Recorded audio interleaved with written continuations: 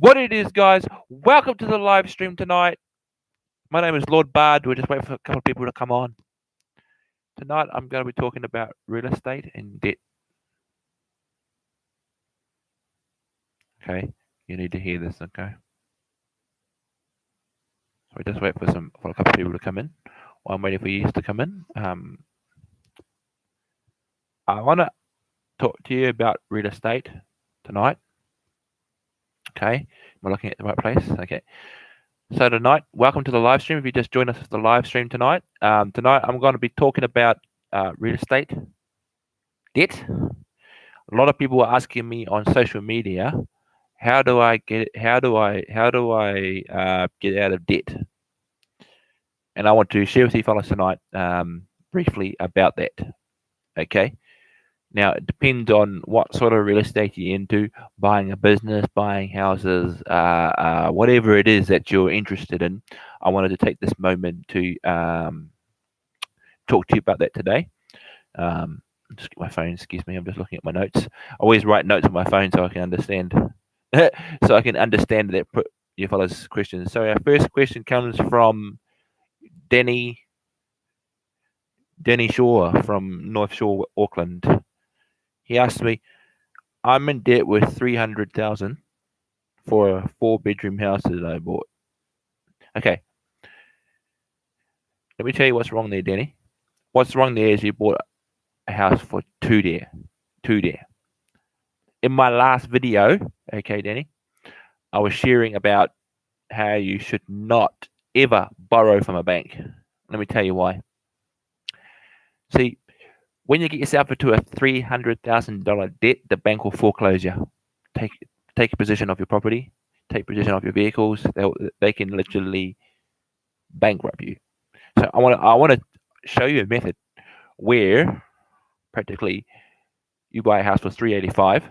Okay, let's do the math here. 385. Sorry, I'm just going to use my board over here. 1 second. Okay, sorry, turn the screen off. I'm looking at the wrong screen. So anyway, literally, so you got a $300,000 house, right? It's a 3-bedroom, right? I can match that price, right? You first of all, you don't get a loan out of the bank, okay? How I do it is I don't use money because money's fake, okay? People ask me, why is money fake? I say, because it's just a paper, okay? I use my debt, okay? I'm not talking about bad debt. I'm talking about good debt. A good debt is from my property that I bought actually Friday gone. I bought a 4-bedroom place for 385. Okay, it's mine. I made a deal with the person I'm not going to say what his name is, but I made a deal with a landlord with a real estate agent. Okay, and he said this house is not selling because it's got a hole in the floor. I said, right, can you give it? Would you give it to me for 385, and I could do the house up and put it on them? I could do the house up and put someone in it. Okay, and he agreed to it, and I paid 385. Okay, not in cash, using my Visa card. My Visa card has a limit of 385. Why I put it at the limit of 385 is so I don't get into debt. See, I put a family in that 3-bedroom property in Wellington. Okay, right by the waterfront. Okay, and it had a hole in the floor. I repaired the hole in the floor. I did some work myself. I went down there on Saturday to do some work. Okay, I went down there Saturday to do some work on that house. Okay, and the repairs cost me $500. Okay, so I got my $500 back because the next on Sunday they moved in. Okay, they want to rent the house to me. Okay, so practically I charge them 150 a week. So you add up 150. So hang on, let's get my calculator on my phone here. Okay, so 150 a week. So that's their payday's Tuesday night. So their money comes into my chosen business bank account, not my everyday account. It goes to my business account that I use to purchase houses. Okay, and Danny, listen. So we add that 150 a week time. Let's add that 150 plus. Let's say another week is 150. That'll equals that equals to $500 paid back to me. Okay, and it's going to keep accumulating in my account. Okay, from that property that I bought that Friday. So tonight when I looked at my bank account, I have about 10 grand in there because they've been paying over a week span, right? From that Friday, they've been paying the rent. Plus, I utilized the 250 when they moved in. It pays for any damages they do when they move out. Okay, but Danny, what you did was wrong. Okay, I want to prepare you so that you understand that you don't use the bank for loans because the bank will come down on hard if you just accumulate too much debt. Okay, and I want to encourage you to with the debt I'm talking about, not bad debt but good debt. When you buy a property, okay, you need to go to properties.com, which has these broken down places that won't sell. Okay, you make a deal with the person that's selling their place. All right, you buy it. Okay, you fixed it up. You might have to use some money towards that. That'll pay your debt off. Now that is called using good debt. Okay, you're using the good debt to pay off your bad debt. And a month span that you do that, it's going to pay your debt right off. Your bad debt's going to go away because you have invested in a house that's going to pay for your debt by itself. Practically pays for it. What you said is $300,000. All right, so that's going to pay off. If you get a place for $385,000, okay, don't use a loan. Use the debit that you have right now. Okay. He's already got in touch with me with his email. He emailed my email and said to me he got in touch with me and I helped him. I sent him over 300,000. Okay, so I put 300,000 in, take away the debt of 300,000. Okay, so that leaves him with 400,000.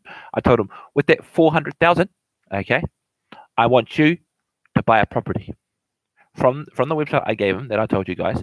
From the website that I gave him, okay. Matt, keep the camera still, please. I'm talking.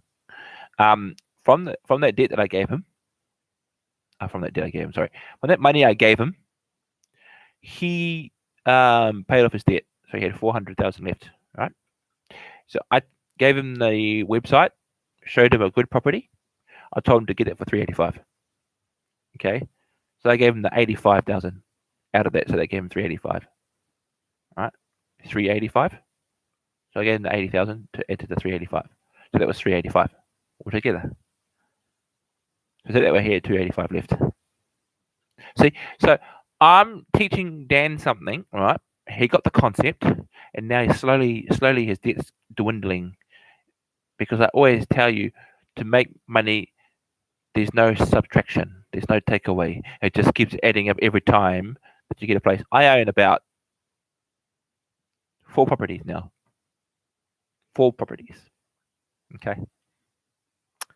And they pretty much pay me money into not my normal account, but into my business account. Okay, and I've called the business account the Boyd's Real Estate. Okay, the bank knows. ANZ, my manager ANZ, Kevin Don, knows that money that's in there. I told him it's got a hole. Don't touch it. I'll put a hole in you. It's not a threat. I told him, don't touch that money that's in that bank because it's going to be for investing in properties. Okay. And tomorrow I've got an appointment after my shopping because I've got to go shopping in the morning because I haven't got any food whatsoever, so I'm starving. So I'm going to go shopping tomorrow, but that's a whole different thing. But after that, I've got an appointment at about 1:15. I think it's 1:30. Yeah, 1:30. I'm gonna purchase another building. Okay, it's going to be in Levin. That building is less than the price of a 385. So that building is 285 because no one wants to buy it. And so I've talked to previously phoned him on my phone. I previously rang him. I don't know when my phone flashed in. I previously rang him this morning and asked him what's wrong with the building, and he was honest with me. That was the first honest real estate person I spoke to. Okay, and he offered me a 5-bedroom. It has holes in every wall. From the previous tenant was a gang member, put holes in the wall. So he was extradited. Sorry, he was evicted, and I couldn't sell it. I couldn't spend any money on it because I felt it was too much. There's about only 2 holes in each room. I was like, okay, well, I'll buy it. It's for 285. I won't go any higher than 285. He said, sweet ass. And so tomorrow at 1:30. Oh, hang on. No, sorry, it's 1:30. Yeah, tomorrow at 1:30, I'm going to go and have a look at the property. Okay, and I'm going to make a deal with him. No, hang on, I've already done that. Sorry, I'm confusing myself here. I've already made a deal with him. He agreed to it. I said I need him to unlock the door, take me around and show me everything about this property. Because I like to investigate. I'm kind of like a real estate detective. I want to see what I'm investing in. Okay. To see what the damages is, I'll take my clipboard with me with a piece of paper on it, and I'll write down how much to fix the wall, how much could be no wallpaper, there could be no walls in there. But I want to see what the damages are in the house so that I can finalize the deal and get that place, get it repaired, spend the necessary money that I've got in my business account to fix that place up. That's why I say debt is good if it's not bad debt. Okay. So that answers your question, Danny. All right. So we'll look on to the next question. Let's move on to the next question. Lordbard, I'm enjoying your videos. Oh, thanks, man. Enjoying your gaming videos as well. Oh, thanks, man. Thanks, man. Don says, great videos. I'm learning a lot about your real estate investments. Can I buy this property? He sent me a photo of it. Okay, don't send me photos of the property. Just ask me the question and I'll answer it because this is what the forum's about. You put questions on my social media. Don't send me the photo. I don't need to see what the building is. You just need to tell me what you're going to spend on it, and ask me questions about how do I go about this. I can help you because that's what I do. I help people. Yeah. Okay. Next question. This is from Don Brash. Well, no way, Don Brash. Don Brash, isn't he an MP or something, Matt? Is he an MP? And Matt's going, yeah, Don Brash. He says, love your videos, bro. Mean videos. Can you please tell me, for all these years being an MP, I'm trying to figure out what's best for my next endeavors. Should I start being an investor? Well, it all depends what you want to invest in. There's many different things you can invest in. There's many different things investors do. You can invest in a business. You can invest in a house, like I'm doing. I'm an investor. I'm an investor. Okay, I invest in places to make money for me. That's why I can afford. That's why I can afford. I can afford the things that I've got, like my computer, my new GoPro, my new phone. Practically, what I do behind the scenes is make money because I'm investing in things all the time. It keeps me busy, 6 days a week, even whether I'm at church or whether I'm with my friends. I practically just go on my phone and look around.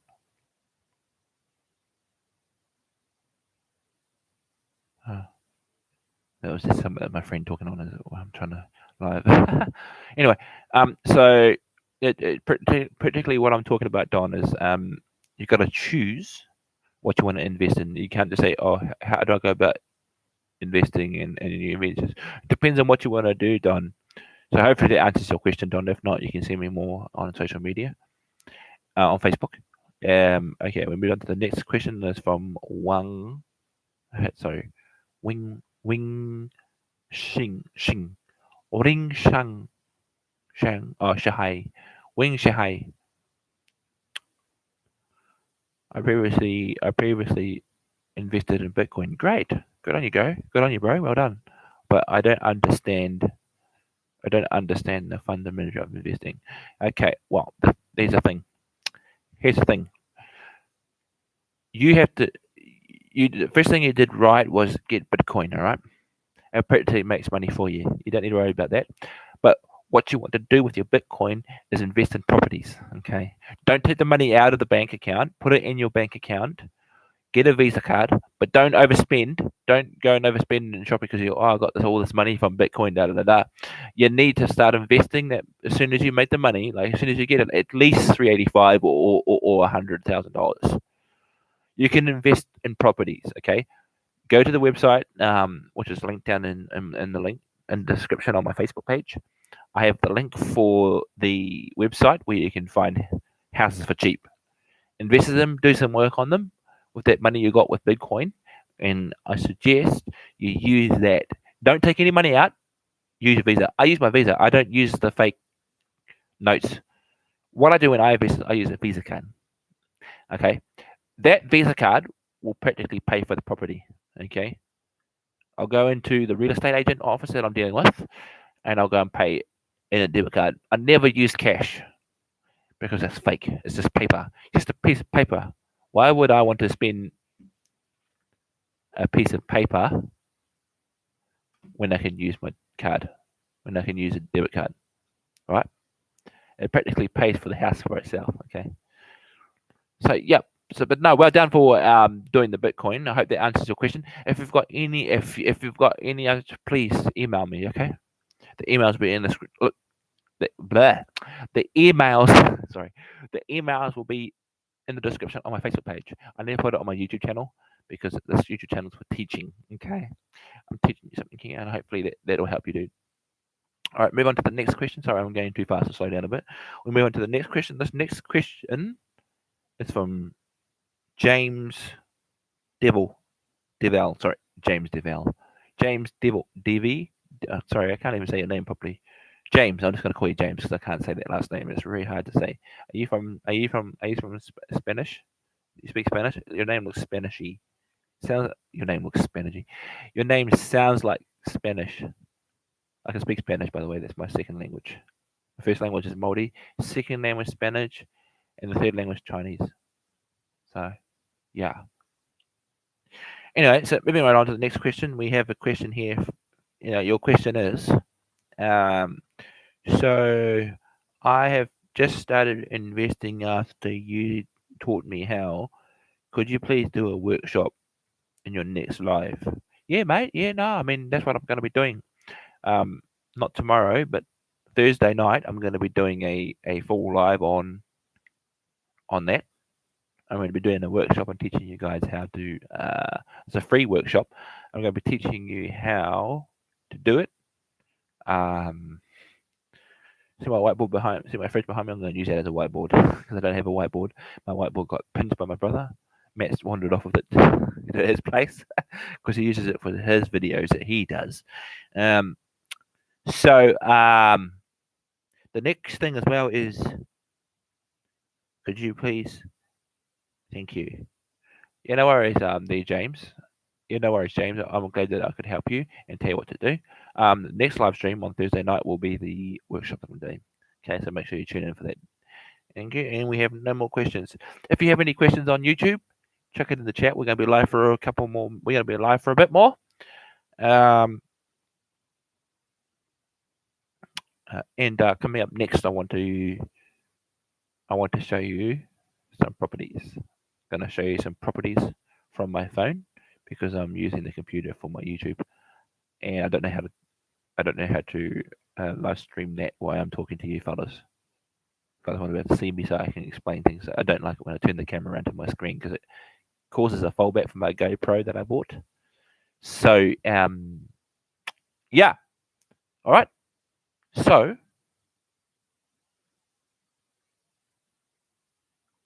when we come back from the break, I'll be showing you. We're gonna have a break for a minute, and we'll be back with you soon. Okay, we'll be back with you soon. So we're gonna take a bit of a break. It's gonna go blank, but you're gonna hear some music.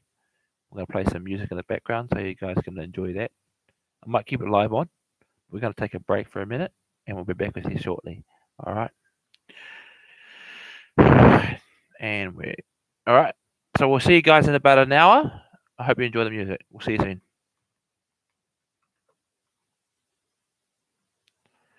Back soon, guys.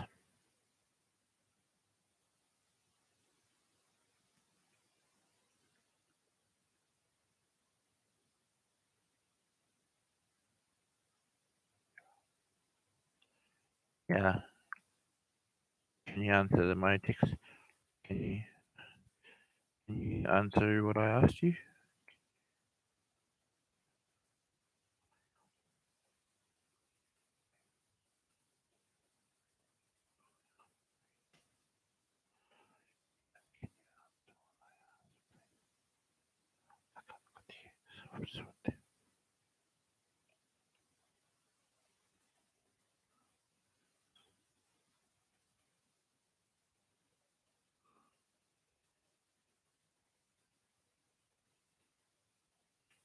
Sakes, man.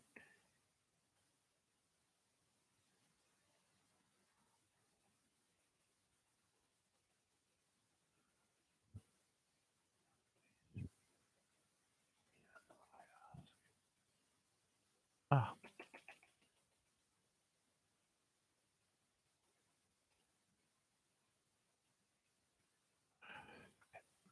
fuck it, never mind.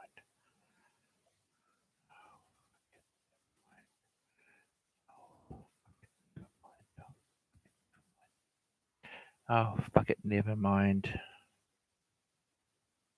Oh, fuck it, never mind. I can't spell it. Can't spell.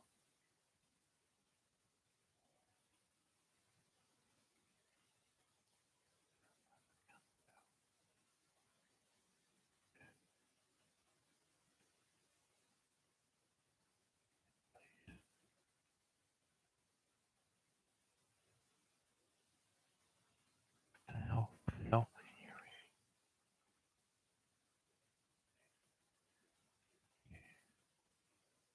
Thank you. Can you read what I said up there, please? Thank you. Alrighty. Alrighty, 3, 2, 1. Welcome back, ladies and gentlemen. Sorry, I had to do a couple of things and have a drink. Alright.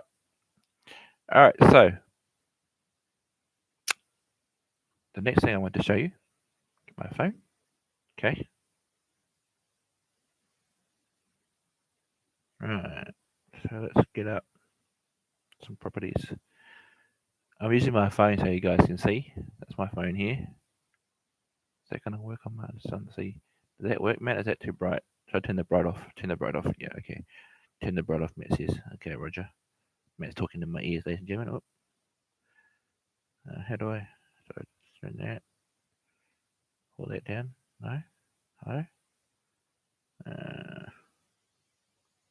I don't need to unlock it. Okay, unlock it there.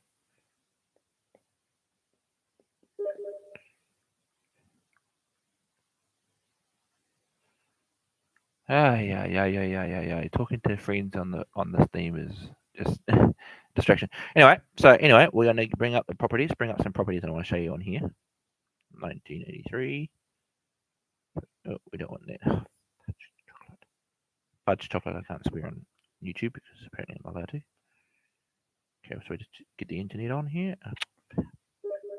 Oh, shut up! I lost a file on my laptop. That's not what I was asking, Rob. Anyway, moving on. Okay, so we're going to go to Google. Okay, we're going to have a look at some properties that are not selling. All right, so we go to Google Chrome. Okay. Oh, that's terrible. Okay, no, we don't want that. That's the wrong thing. Looks like someone's been looking at things they shouldn't be. Okay, anyway, so we're going to look at low budget properties. Low budget properties. Low budget cosplay. Let's go low budget houses for sale. So what you look at on the website is low budget. Shut up. Away. Sorry, talking to my phone at the same time. All right. So we look onto here because we from whoops, I've gone to the wrong thing. Let's do that again. Let's just do that again. Sorry. Let's just do that again. Oh, hang on, guys. Fudge. Hang on, Matt. Was it? Sorry, I was trying to find something. I lost my file.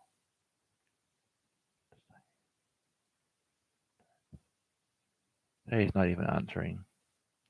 He's not even answering what I said. Anyway, so we're going to look at low budget houses for sale in your property. Make sure wherever you're from, you could be from New York, you could be from any other country, but if you're in New Zealand, we'll put it just for New Zealand. This is where I am. I'm in New Zealand. Okay. So yeah, low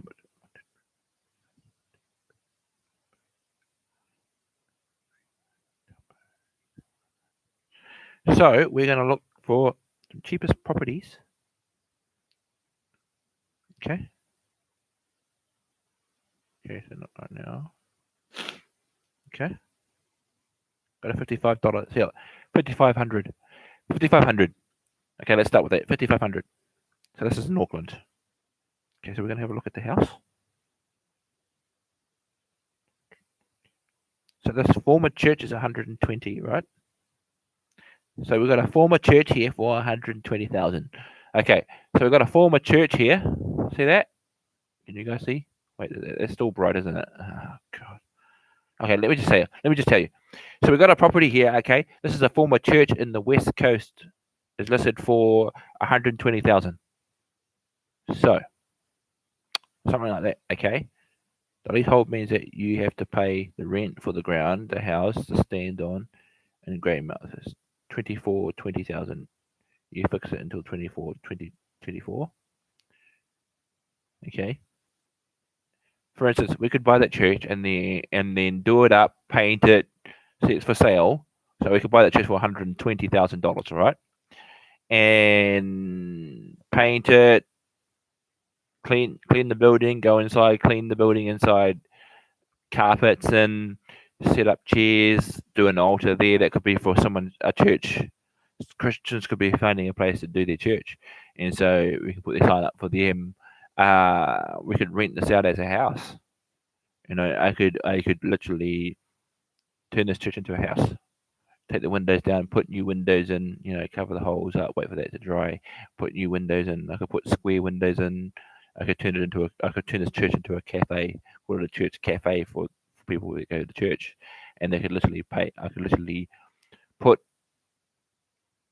385 down for it to fix it up. For 385, I could fix it up, and then I could do it for a cafe, or if a church is looking for a church building, I could give them that church, do it up for them, put the pews in, put the pews in, put in extra, or it could be for a night shelter, or it could be for a cafe, those sort of things. That's what you look at. So you look at different properties on here. So this is $95,000 for this house. This is the cheapest house in Auckland. 3 homes, 1 lease section, selling for 95,000. Or a kicker is in the ground rent is 68,000 a year, fixed until 2035. So what with this building for $95,000, I could put some money down to that building and buy it, build this house, right? Buy this house, cut all the trees out, plant new trees in there, have a look inside the property. Buy this property for 95,000. Buy the property, okay. Clean the property, mow the lawns, clean the driveway, get the driveway redone, go in the house and see what work needs to be done in their house, chuck in $385 worth of, putting the house together. New furniture, new bed, flooring, appliances, put those all in. Tables, we're looking at in the lounge, we've got TV, cabinets, and all sorts in that house. So we just refurbish it, and I put it back on the market, okay? And I put it back onto our website page, Boyd Real Estate, okay? Put up a Boyd Real Estate as a house for rent, because I won't sell this house.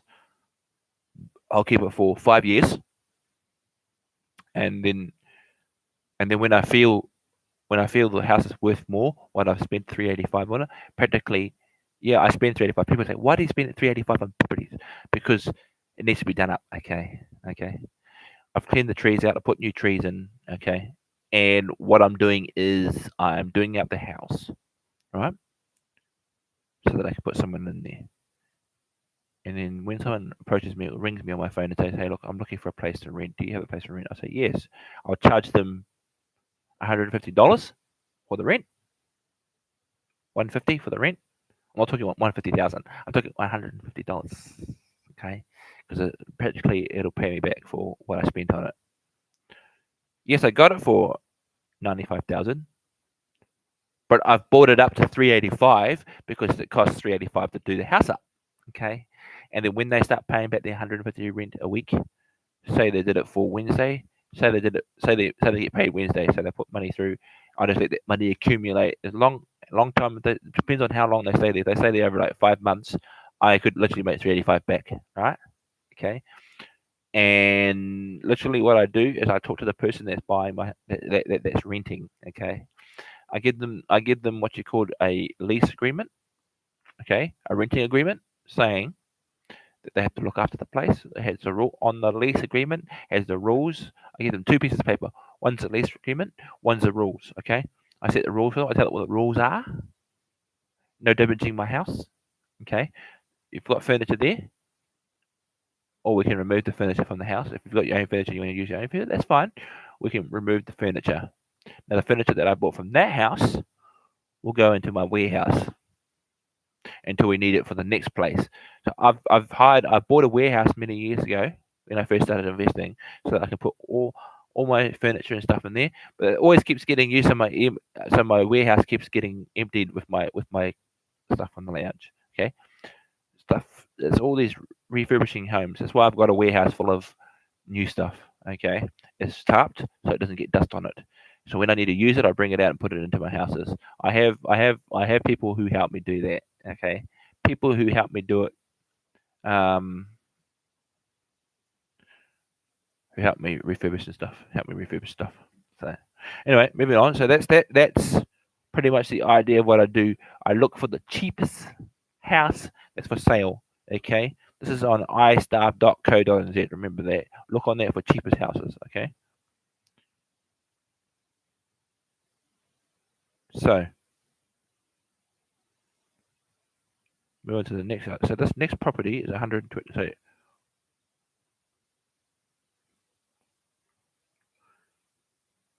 So this next place I'm looking at here, if the property looks too good to be true, then it's probably a low for a reason.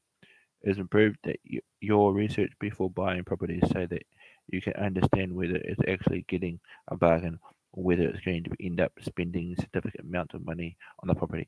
See, that's the thing I don't worry about, right?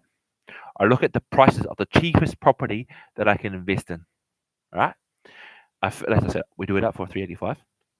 Okay, whether people don't have furniture or not, they could be homeless people. Homeless people. They come to me and say, "Oh, I haven't got a house. Can you get me a house?" And I tell them, I'll give them a form to go to Wins, get Wins to pay me your rent. Okay, if Wins is paying you, if you're not on Wins, we'll get you with a caseworker and get you. So I do all that as well, but that's private. I don't know, tell you what I'm doing that. But what I'm saying is there is so many cheap properties on here, on the listings here. Some buildings are 55,000, some are 85,000, 95,000, $99,000. See, $100,000 for a very old school baller. Investment in Porirua.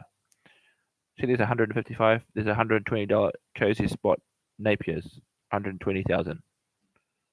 So there's many properties on here yeah. So there's many properties on here that I could look at.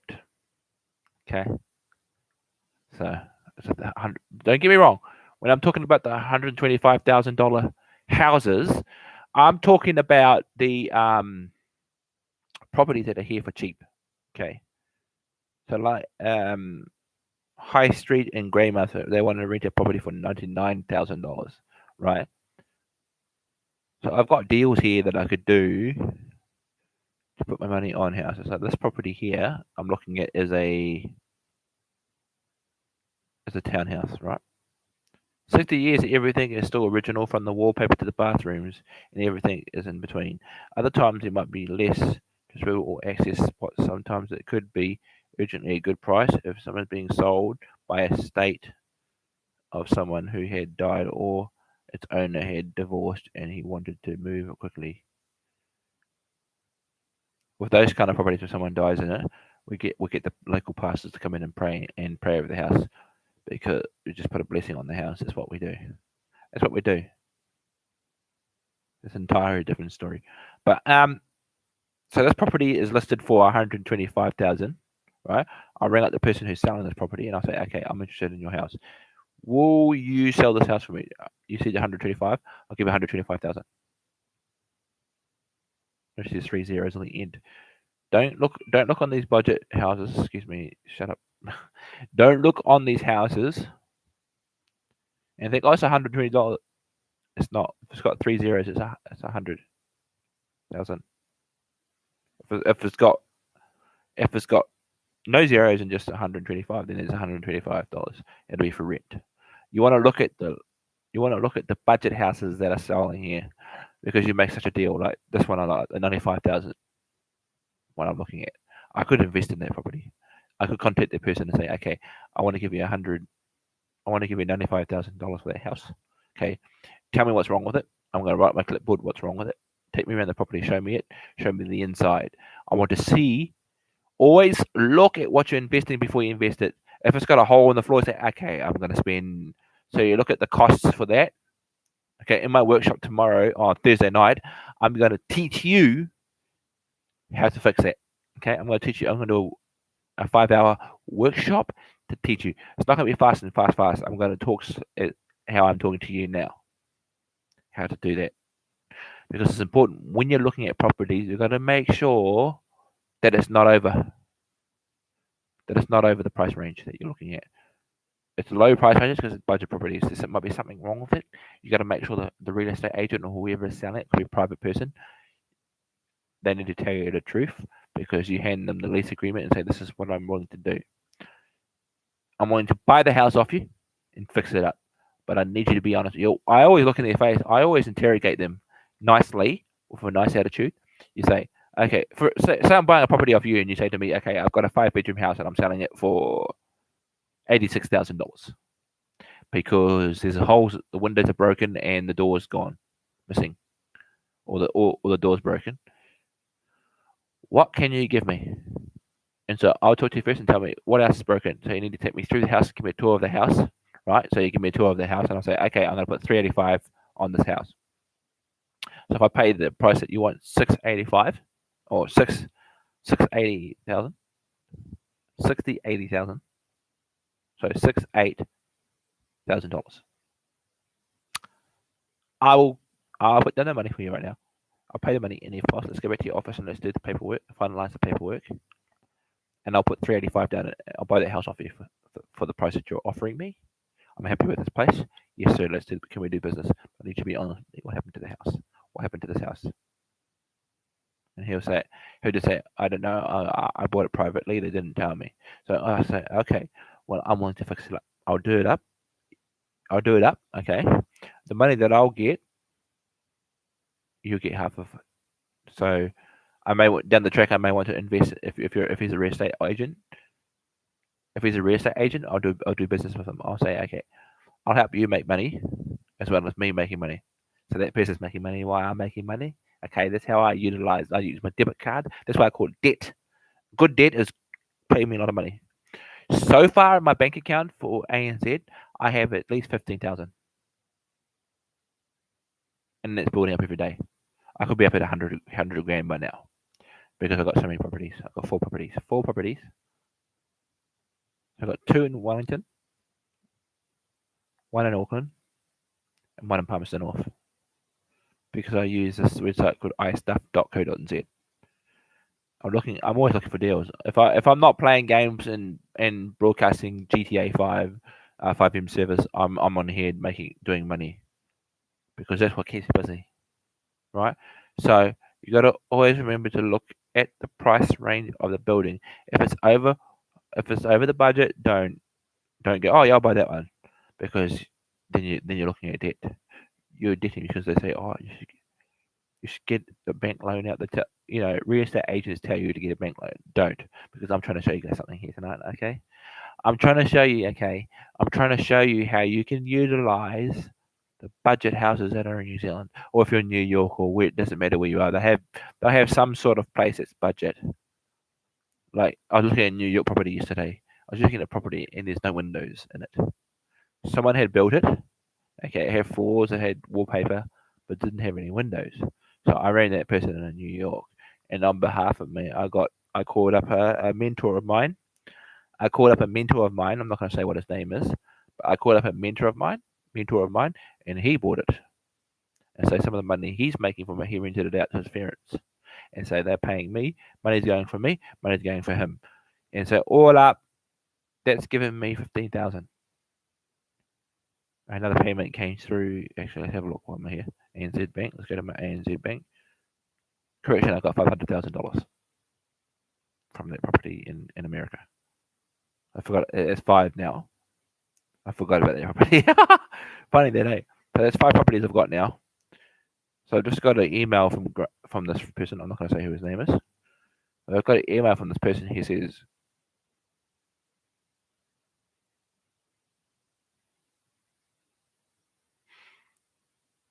the kid that I've just moved in with her folks, so we're now sending the money to you. I don't need the money because I make more. I've got $500 million. You got $500,000. Congratulations. Thanks for investing with me. Your mentor. And then his name. So that's amazing, isn't it? 500,000. I'm looking at my ANZ account, my business Boyd real estate account. That's a lot of money. Okay, so now what I'll do with that money is I'll let it sit there. Because I could think about buying one of these properties I'm talking about. You know, so yeah, it depends on what you want to do. But don't go over 250k, because if you go to 250k, you've just screwed yourself. You're not making money; you're losing money because you're buying a property that you probably didn't need to buy. Okay, here's the thing: when you buy a property, make sure it's a budget property. It hasn't sold for months and months, because you could benefit from that. And when you buy a property, the revenue's just out of the world. You'll make a lot of money. Sorry, I'm knocking my earpiece off and hit the earpiece off. So, you need to understand the difference between the two, because you see a property, oh, I'll buy that property. Oh, I'm going to buy this property. Oh, this was making me. Don't go over the budget. So you want to stick to the low budget houses, because you can do them up, like I said. Tomorrow's workshop, Thursday night's workshop. Tomorrow's workshop, Thursday night's workshop. I'm going to show you how to do these things. All right, so move on to the next thing. Okay. So the property. So there's so many websites you can look at. Okay. Like there's Wanganui, then that's in the North Island, Wanganui. There's Greymouth, West Coast. There's so many different properties you could look at. I mean, you say, oh wow, that's amazing. Yeah, it is. You always got to look for the budget properties, because some properties don't even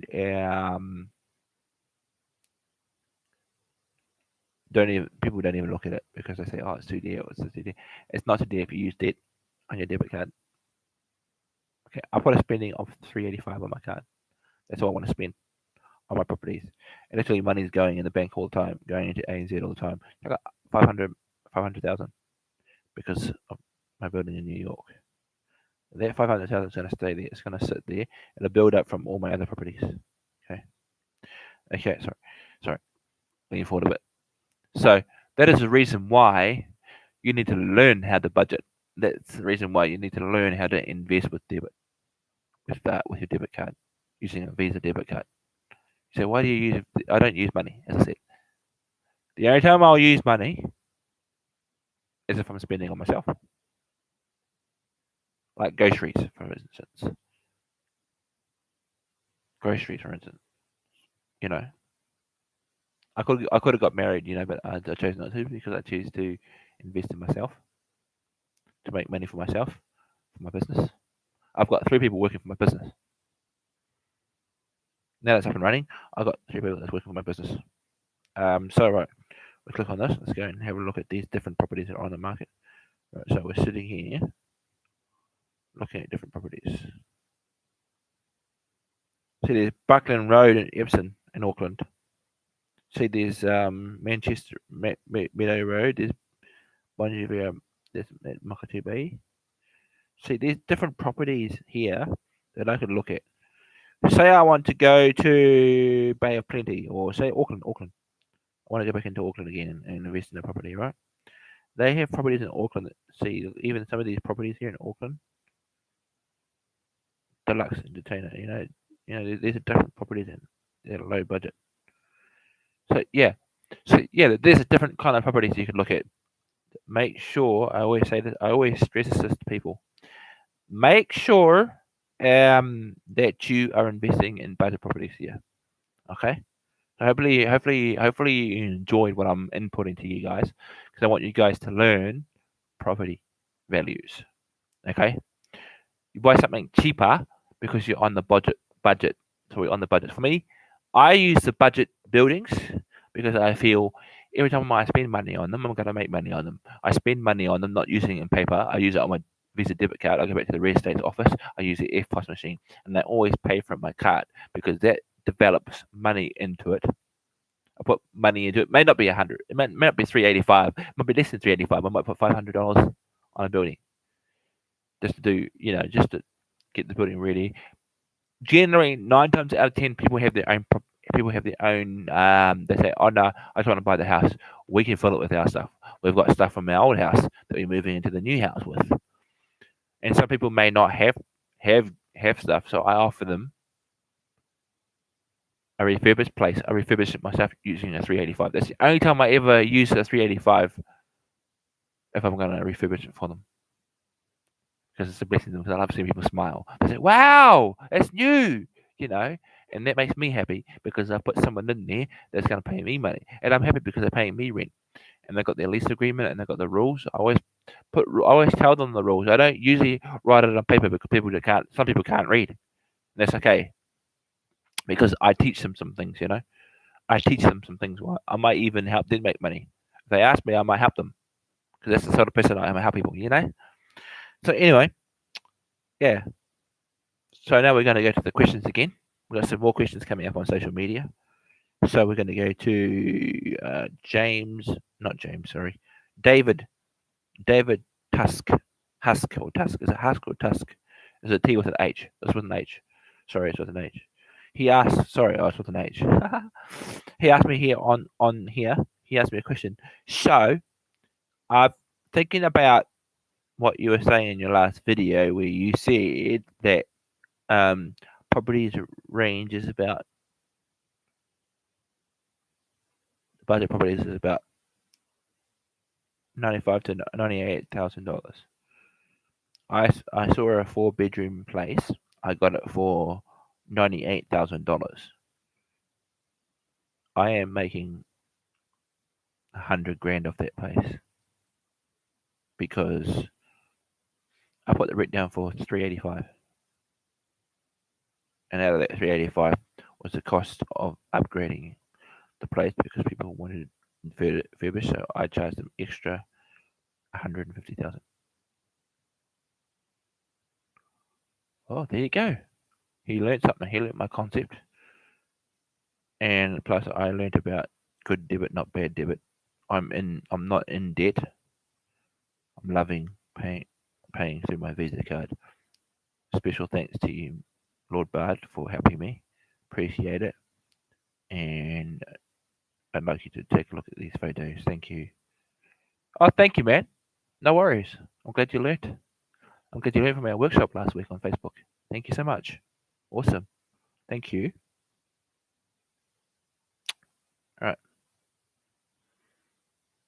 So yeah, it all depends on, it all depends on what you want to do with your money, okay? But I strongly want to stress this out to you fellas, okay? You want to make money? Don't use notes, okay? Notes are for wankers. Sorry to swear, but that's the truth. Notes for wankers. Don't use notes because your notes, okay, just paper money. I had someone at church ask me, sorry, I'm confused. I said, don't be confused because what I'm talking about is don't get a loan out of the bank. The reason why I say that is don't get a loan out of the bank is because that you're just creating bad debt. You don't want bad debt. I always tell people there's a difference between good debt and bad debt. The bad debt is when money is subtracting from your bank account because you can't pay for the debt that you got from the bank. For instance, I made a mistake last year and I had to pay back, or let's say I got $385 out for a property. not realizing until my mentor taught me not to do that. And so, literally, instead of being in debt for a month, he paid my debt for me. He said, "This is what I want you to do. The money that I put in there for you goes towards buildings. You pay for budget building, you get that done up, and when you make the money for you, don't worry about me because you had the money. There's money for you. I paid the money for you to teach you something. Get rid of your debt. So don't debt. Don't get debt to the banks because this is a freaking waste of time. Don't do that." People say, well, why is it a waste of time? Because the bank solely saying, okay, I've got you in debt now. I'm expecting you to pay me back, and it's what you not want. See, I have the government. Okay, listen up.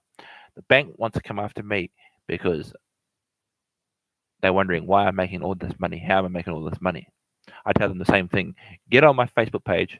Have a look at some of my videos on there. It shows you the reason why what I'm doing. One bank manager in Auckland said to me, "Are you a drug dealer?" I said, "No, I'm a house dealer." To get a difference, see, I'm a house dealer. Um, he said, "What does that mean?" "I invest in real estate. It makes me money, so I can pay my debt off. Here's your money. Don't touch it. This money's got a hole in it." She said, "What does that mean?" I said, "It means if you touch it, you're going to get a hole in you. I'm going to put a hole in you." I'm not threatening her. I'm just telling her the truth. Don't touch that money. It's got a hole in it. It means it's holy. That money is holy. That means that money stays in my bank account. You touch it, I can take you to court and sue you for it. And a lot of money too. But I won't do that. So don't even think about asking me. Don't even put anything on it. That money is for investing in properties. And if I take a hint that you've touched it, you'll be in deep shit. I'll find some other manager to help me. This sort of thing. So that's the sort of thing you got to do with the bank. You got to tell them you're the boss. You're the boss of your account. You tell them what you want them to do. They don't tell you what they're going to do for your money. They say, "Oh, we'll put interest on it." We don't want interest on the money because the money's going to make money. It sits there making money for me. So I don't need to worry about, how am I going to pay for the property? I use a debit card, a Visa debit card, because a Visa debit card pays for properties. Yeah. So anyway, so we look at different kind of properties. Okay. So that's one thing I wanted to say is don't get into debt because debit, getting into bad debt, like I said, getting into bad debt, you're not making money. You don't want the money to subtract, you want it to add on. Do you know what I mean? Like, so for it, let me give you a example. Say there's a property going for 385 down the road from me, right? It's a 5-bedroom house. What's wrong with it? Okay, there's a hole in the floor. There's a hole in the wall. There's 3 holes in the upstairs bathroom room. There's no floor in the bathroom. Okay, the shower's had it. It's rusted, and they want to sell it. They want to sell it to me for about, say, $155, which is 150,000. Right? I'll make a deal with them. I said, okay, I want to buy this property off you. All right, I'm going to do it up, fix it up. Okay, I'm going to put furniture TV in it. I'm going to refurbish it. New floors, upstairs, new floors, new bathroom, new toilet, new kitchen, lounge area, TV. I'm going to have TV. Everything. It's going to be a. And then what I'm going to do is I'm going to release it. Okay, and that lease is going to make me money. And I want to pay that lease to you. I want to pay half money to you so that you can make money. So money's in my pocket all the time. Money's going to go in your pocket because you're letting me sell this place. You're letting me rent this property out, and you're going to make money from that equity because the equity is going to go to you. And so that's what I do. It's business. It's called setting up a business, right? In the meantime, my money from what's in my account, from my ANZ Boyd Real Estate account, that's what I call it. I don't have a shop named Boyd Real Estate. This is what I name my account because then they know that it's coming from a building. Okay, I always name my accounts that I do. My everyday account, I might chuck. I might need $500 from that account. I'll chuck $500 into my everyday account for me, so that I can go and spend stuff. Have spending money for me. So I can spend it with my friends, or spend it for myself. I can buy games and play games. Bring you guys games from, Steam and all that. So yeah. Anyhow, so yeah. So that's why, that is the reason why I tell you, don't get debt, bad debt. Use good debt. Okay. So, but how I use other people's money. Okay. The other people pay me. Okay. They invest in me because it's gonna make them money. What I get investments, they get paid. I get paid. We're both happy. So it's a dealing, wheeling, and dealing. That's what I call it, wheeling and dealing, because you're utilizing other people's money. Okay, and what I have for myself is not much, but it's enough that keeps me happy. Okay, I know I'm going to be making money off my properties because I made a split decision about dealing. Okay, but the thing is,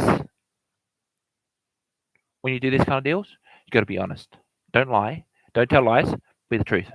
Because you know what the truth is, that when you're telling the truth and you're talking truthfully about what you want to buy with this person, because you're dealing with other investors that want to invest their time into you, and you sit there and have a meeting with them. Like me, I meet all my investors. Okay, I'm good friends with them because some of them go to my church. Even some of them go to my church. We spend time together. I spend time with their family. I sit down with their family, have lunch with them, fellowship with them, because that's what I do. Because I'm a Christian, I go to church. But outside of church, I do jobs like outside of church. I do jobs like houses, houses, houses. It's really important. But because some people make a mistake of getting it wrong, they say, "Oh, he means debt isn't bad debt or good debt. He means bad debt." So I get myself into debt. I'll go to the bank and get a loan. No, it's not that. You use other people's money to benefit the other people. They're happy with you using their money because they're investing in you, and you're returning the investment back to them. So you're getting paid half the price on the property that you bought, that you done up, that you maintained. You refurbished the home, new floors, new carpets, new kitchen, new toilets, new bathroom, new shower head, new shower, new kitchen, new bedrooms, new lounge, new study, everything. They're happy with because you're charging them extra. Okay, and the investor that you invested in, he's making money. You're making money. He's going to pass on making money to the other person. The other investor that comes to him will be making money off him and him and him. So you got to be honest. This is how you build relationships with people, with investors. I've got let's see, 2, 4, 6, 8, 10, 12, 13 investors working for me because they're benefiting money. So they're my staff. They're working for me. I don't have to pay them a cent. They said, "Do I have to pay you a cent?" I said, "No. You're making the money because you're learning what I'm teaching you at the same time." I'm like a mentor as well. But I don't call myself a mentor. I call myself a life coach because I'm coaching them on how to get a house. I said, "Don't come to me until you've sold a place." I said, "Don't come to me with the money because it's not my money. It's your money. You're investing off me. I'm investing off you. You're making money off me. I'm making money off you." So it's the same thing. But at the same time, I make sure that I tell the truth to my investors because that's how you make a relationship with them. They might say, "Oh, you're an awesome investor. Wow, that's amazing. You bought this property. You bought that property. I'm making money off this property and that property. And money is coming from you to me to the next person." It's a chain reaction. I call it a property chain reaction because I'm making money off that person making money off me. And then I pull back and I stop taking money off him because the money I'm invested in the house is making money for me. And I pull off him. I pull back off him and he's still making money for him. And when he rings me and says, "Okay, that's enough," he'll cut me off. We're still friends. We still fellowship together at church. We still have coffees. We still go out for lunch and stuff like that because we're best friends. Because I love him. He's got a character. So that kind of thing. It's kind of what Rob Kawasaki is doing. He's doing the same thing. He's benefiting off other people's money, and other people benefiting off him because he's teaching other people to do the same thing. It's called life coaching. It's called motivational speaking. Being an entrepreneur. No, I don't spend my money on Bitcoin because I believe in Bitcoin is good, but I don't spend my money on Bitcoin because I feel Bitcoin is not for me. I rather invest in buildings and make money off them. You see what I mean? So there's a difference. Get the camera stall, please. So there's a difference between the two. We gotta make sure that when we're investing in properties, we gotta make sure that that investor is happy with what you're investing in. You gotta tell them, "This is what I want to do with your money. This is what I want you to do. I want to make money for you, and I want to make money for me." It's not about me. It's not all about me, just me, me, me. I talk to the investor and say, I want you to make money, and I want to make money, and I want to give some of the money to you, and so you spread it to the next investor. You're investing in me. If you invest money into me, I will literally find a budget property, and I will buy it, do it up, and make money for you and myself. So if you let me take the lease on that property, I will make the money for you and me. He said, yeah, sure, deal. Shake hands, sign the form. Where you go. Choose the property that you feel is the cheapest. People say, why are you looking at cheaper if you're going to be a multi-millionaire? I'm not a multi-millionaire. I may have $500,000. It's nothing compared to $1 million. See, the thing is, it's not about becoming a millionaire. It's about how much you've got to invest in the properties. So if you invest in the first property, it could be like I said, it could be $95,000, or it could be less than $95,000. It could be $20,000 property, 20K property, because there's all sorts of budget properties out there that people don't want to buy because it may be something wrong with it. But like I said to you before, you guys, it is that it's important that you make sure it's a budget property. Don't go for the higher properties because you're not there yet. You gotta start. I always tell my students, start from the bottom. Go to the budget properties, buy them, do them up. Come back to me on what deal it is, and I say yes, no, yes, no. I might invest in you. I might invest in you for what the property that you offer me. It's like that's why I tell my students, come to me, do you out there, go out there, do your property, look on site. I'm not meaning automatically. Oh, quick! I'm going to go buy place. I'm going to go down. I'm going to go down and make deal. Da da da da. Don't do that. Go online, Google it, write down, study a bit, find out what property feels good. Come back to me if I think it's good. I'll say yes. If it's not good, I'll say no. If it's good for me, I'll invest in you. This is what investors do. We invest on another person. It's not my money. It's spread it out for people. This money that I've got, it's not my money. It's for another person. It's from another person. That money is other people's money. If you say that's rude, I say no, it's not, because they are benefiting from me. I've made friends investing. I've made friends in investing in properties. How did I learn? Rob Kawasaki taught me. A Chinese guy. Okay, he knows what he's doing. He's my mentor because I learned from him. He teach me some tools to go out, not spend money, not rely on the banks. He said a good debit benefits you. A bad debit doesn't benefit you. He said if you got a bad debit, go away and don't talk to me. That's the first person that I met that was honest to me to teach me how to invest in buildings. Yeah. So what I'm teaching you tonight, I'm going to give you some keys. It's going to help you. Okay. Number 1, find an investor. Number 2, invest in them.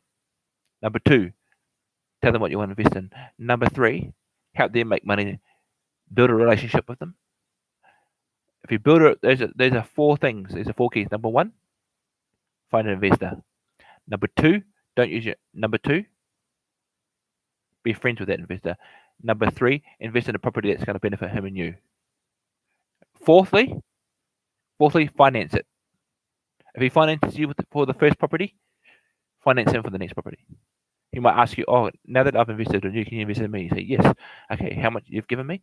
Say he gives you 80. Say he gives you 380, and there's a property there for $95,000, and it's in South Auckland. This is not real. I'm just telling you, just showing you an example. So in Auckland, there's property there for $94,000. Okay, it's a 1-bedroom student flat. Yeah, right. I'm gonna go talk to because it's a real estate guy. Say it's a real estate guy. Say Michael Hill Jules. Say AJ Hawkins selling it because they can't sell it, so they look at you. You go to say, I want to invest in it. So you go to your investor and go, this is how much. You provide them with how much it costs. You provide them with how much you're gonna pay for it and how much you're gonna spend on the property with their money. Say, okay, give me $385. I'll furbish the house, rebuild it. You don't have to, sometimes you don't have to rebuild a property. Sometimes it's just the carpet. It could be a hole in the floor. There could be a hole in the bathroom. There could be a rusted out bathroom that they can't do up because they can't afford it. Because most real estate agents screw up. Their screw up, right? Their screw up is your gain. That's what I say to people. Their screw ups is your gain. You say, okay, I'll pay you this $95,000. I'm going to spend.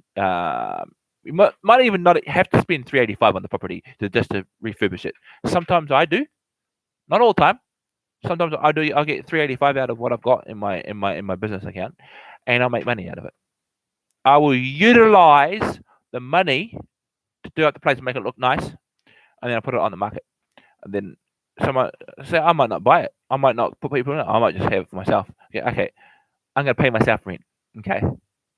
That's what's going to make you money. And the investor goes, okay, so I'll give you 385. You pay 95 for the property. You do it up. You refurbish it. Show me what you did.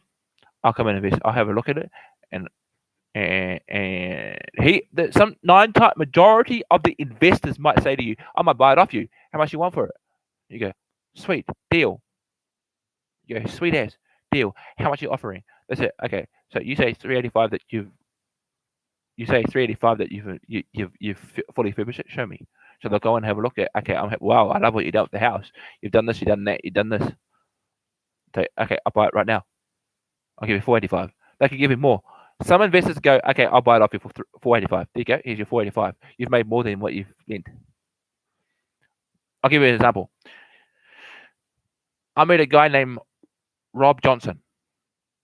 Okay. Rob Johnson was a good friend of mine from school. He's a real estate agent. Okay. He's a real estate agent. He came to me and goes, far out. I love what you've done with the place. I invested in you 7 years ago in Auckland when you were living on the streets, when you were homeless. I invested in a property that you had, that you got. I gave you 500,000, right? Remember? I said, yeah, I remember that. Yeah. He said, well, because you did that, I want to be friends with you. Can you give me your number? I might have some properties that you might be interested in. I said, okay, let's have a look. So I had a look, and bam, look what happened. Oh, it's a deal down in Wellington. I've got this house that is mine down in Wellington, 5-bedroom. Okay. My family's staying in it right now. Okay. Matthew, Josh, Ben, and my cousin. Okay. It's Matt and mine house. It's our house. It's our family house. You know why it's our family house? Sorry, my ears itchy. You know why it's a family house? Because it's paying me rent. I'm getting paid. Matt's getting paid. Matt's a taxi driver. He got a job as a taxi driver. It's the money that he still has in his pocket. He invested in a taxi. That's making him money. So that's investment right there. Okay. So these are the sort of things. You make deals with you can make friends with other investors want to invest in you because they're seeing what you're doing. It's wonderful. They're seeing you firsthand what you're doing. So what I'm trying to say to you is don't get yourself into bad debt because that's what's going to screw you up for the future. Like I've been seriously outdone. Some deals have been bullshit. Some deals have been good. Why I say some deals have fall down for me because people make a deal and when they don't turn up to deliver. Those sort of people, I say, okay, shut them out. Get rid of negativity. Find people put people in my life who are honest. Put investors in my life that are honest that will actually invest in me because I'm actually using their money. They're using my money. I pay money for them. Sometimes I might even not buy the place. I might rent it. I might say, okay, I want to lease this place I want to make some money for you and me. That person makes money. He said, okay, don't need to pay me anymore. I'm happy with what I got. I'll go invest in something else. You can have that.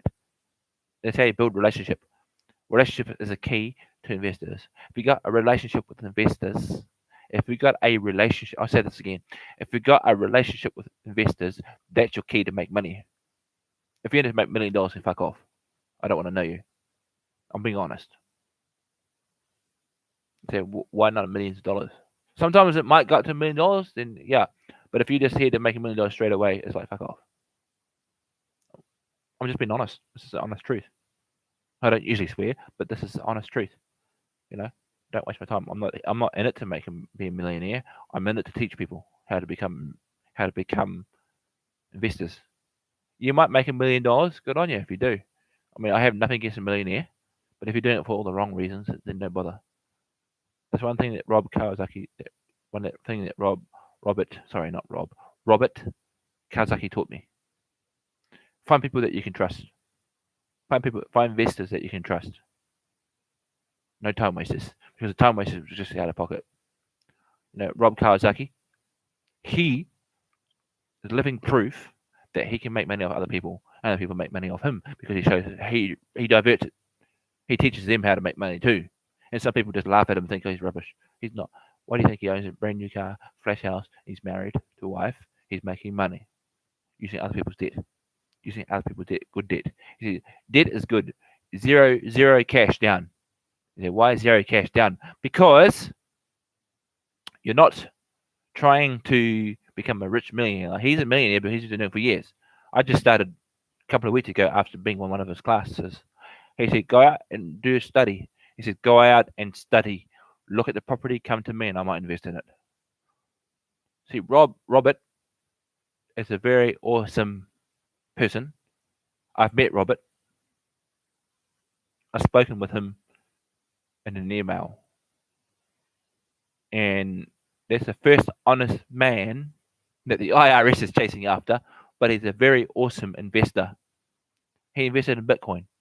I did. Eventually I will invest in Bitcoin as well. But for now, I'm interested in investing. I never stop investing. That's like a drug to me. I invest in buildings, not in drugs. Some people just do it because, oh, look, I'm a millionaire. I've got a mansion. Boom, you lost it because the police raided you because you're doing drugs. Drug dealers become millionaires by just selling drugs. Me? I'm not worried about becoming a millionaire. I'm just looking for a deal. I'm just looking to properties. And I want to teach young people how to do that too. You say, oh, but I got this study, I got this debt because I got a loan out for studies. You don't get loan out for studies. If you want to study and you want to learn how to do something, do some free courses. Robert Kiyosaki is the best person to look at. You can look for him in YouTube and watch him because he shows you the keys. He gives you the keys. He mentors you and gives you the keys to go out and invest like I am. If you listen, if you shut up and sit down with a piece of paper, study him, listen to what he's saying, write it down. I've got many notes. I've got three exercise school books because I'm writing down things. Okay, I'm writing down things that are going to help me to invest in properties. He says, don't look for the properties that are way up in the price range of $1,000 to $1 million worth, $5 million properties. He's got condos in Miami. I don't need condos. I start with buildings. I start with properties. I start looking for properties and spending other people's money because they're getting rich off me and they're getting rich off me. They're making money off me because I'm using their money and I'm passing it on to them. I'm making them money, making me money because I did a deal with them. Okay. The most important thing I always tell my students as well, is go out and study, come back and tell me what you've got. The majority of my students stay. The rest of them leave because they don't understand what I'm talking about. But it's like my friend at church, he doesn't understand what I'm talking about. I'm showing the difference, so I tell him, watch my YouTube page. Watch my YouTube channel because I can teach you. It's very easy to do. It's not hard. Find an investor. That's what I say. Find an investor that's going to invest in you. You may have to write 500 pages worth, like I do. I'll be up until about 7 o'clock in the morning writing a 500 words a minute to tell him why I think he should invest in me, because I can make him money to make me money. That's what I say. Every single letter I send to an investor is I tell them, I want to make money for you and me. I want you to benefit in what I'm making. I'm not going to go, oh, thanks for the investment, see you later, and take off, and then he'll never hear from me. I'm going to make sure that he's making money as well as I'm making money, because that's the key of using other people's money, because he's investing in you, you invest back into him. People say, why do I have to invest back in him? Because he's your investor. He's giving you the money for you to go out and invest in this property. Don't invest in a car, because cars don't make you money. That takes your money. Why I got a brand new car sitting out here. That was paid from my properties. So why do you get a car? Because I need to get around here and there. Property may not be in Palmerston North. A property might be over in South Auckland or in Christchurch. I'm going to need a car to travel there. I'm not going to get on the bus because then I have to bring out money, the fake paper money. People say, why do you call it fake? Because it is. It's just a piece of paper. Money comes from a piece of paper. Every money I spend is a tree chopped down or is a rainforest chopped down. Rainforest makes money. Paper. I don't use paper. Why? Why do I have to use paper when I've got a Visa card? Zero money, down on properties. That's what I say. Zero money, meaning I don't have a piece of paper in my hand. I could write on this piece of paper $500 and give it to someone, and they think it's paper. Oh, paper money. Oh, I'm rich. I got paper money. Don't use money. I mean, yes, I am an actor and I work for BGC and I make money off them too. But that money that I make off them will go into my bank account at ANZ because I'm trying to make money to invest. I'm investing. I'm investing. I'm looking for investors all the time. Investors, investors, investors. That's what I say. Investors, investors, investors. Always find the honest ones because there's some investors out there who go, yeah, I invested in you, and then they change their mind. Last minute they ring you, oh, sorry, nah, I don't want to now. I've changed my mind. You don't want those people. You want to find good investors that are honest. An honest investor makes you money, and you can make them. You return the favor and make them money. If they feel like they're making money off you, you'll make a relation. Like I said, you will make a relationship with them because they are seeing that what you are doing is good, and they want a slice of your business. And so they end up working for you. They might come up to you later on and later down. It doesn't always happen, but for me, it happens all the time. Down the track, we might become friends, like my church buddy at church. I'm not going to say what his name is because it's private. But anyway, him and I are best friends. I met him last year in Auckland. Like I said, I met him last year in Auckland. I've already said it. Look back to when I first said that. But we're best friends, and we're benefiting. I'm benefiting from him. He's benefiting from me. All right. Oh boy, he's got like $5 million so far. We just keep going. And then he had a break, and then him and I went and had some lunch, and we sat down and we just laughed at each other. And when you first came to me, I thought you're all kaka. That's Māori word for kaka. Kaka means you're. I don't want to say it because we're not. But flipping, when I did it, when I actioned, he gave me the money. He said, "Okay, I'll give you 385. I want to come with you and watch your deal." So I went to a house. I looked up on the same website I gave you earlier. If you can't remember what it is, go back to the video. When I upload this video, have a look back at what I said, okay? Because that'll show you this. I invested in that property. There's a property in Auckland, down a side street. I'll not tell you what street it is because you might go and look at it. But no, honestly, no, I invested in that property. Why did I invest in that property? Because that property is going to make me the equity. I'm going to make money off that property. That property is going to make me money. That property is going to give me equity. That property is going to give me what I need. Give me the tools what I need. That property will give me tools what I need. So what are the tools I need? Invest. Make sure you make an account for you. I don't use my everyday account because that's different. That's money is gonna come in from my mum. Is she great? My mum's paying for my shopping for me, so I don't need to worry about it. So my money that I've got that mum doesn't know about, which I'm not going to tell her, because this other ANZ account for me to invest. Because when I have an account where the investors can put it in, they can say, okay, I'm going to put this much in for you. How much do you need? How much? I show them the price of the property. I tell them what I'm going to do and how much it's going to cost for me to do that.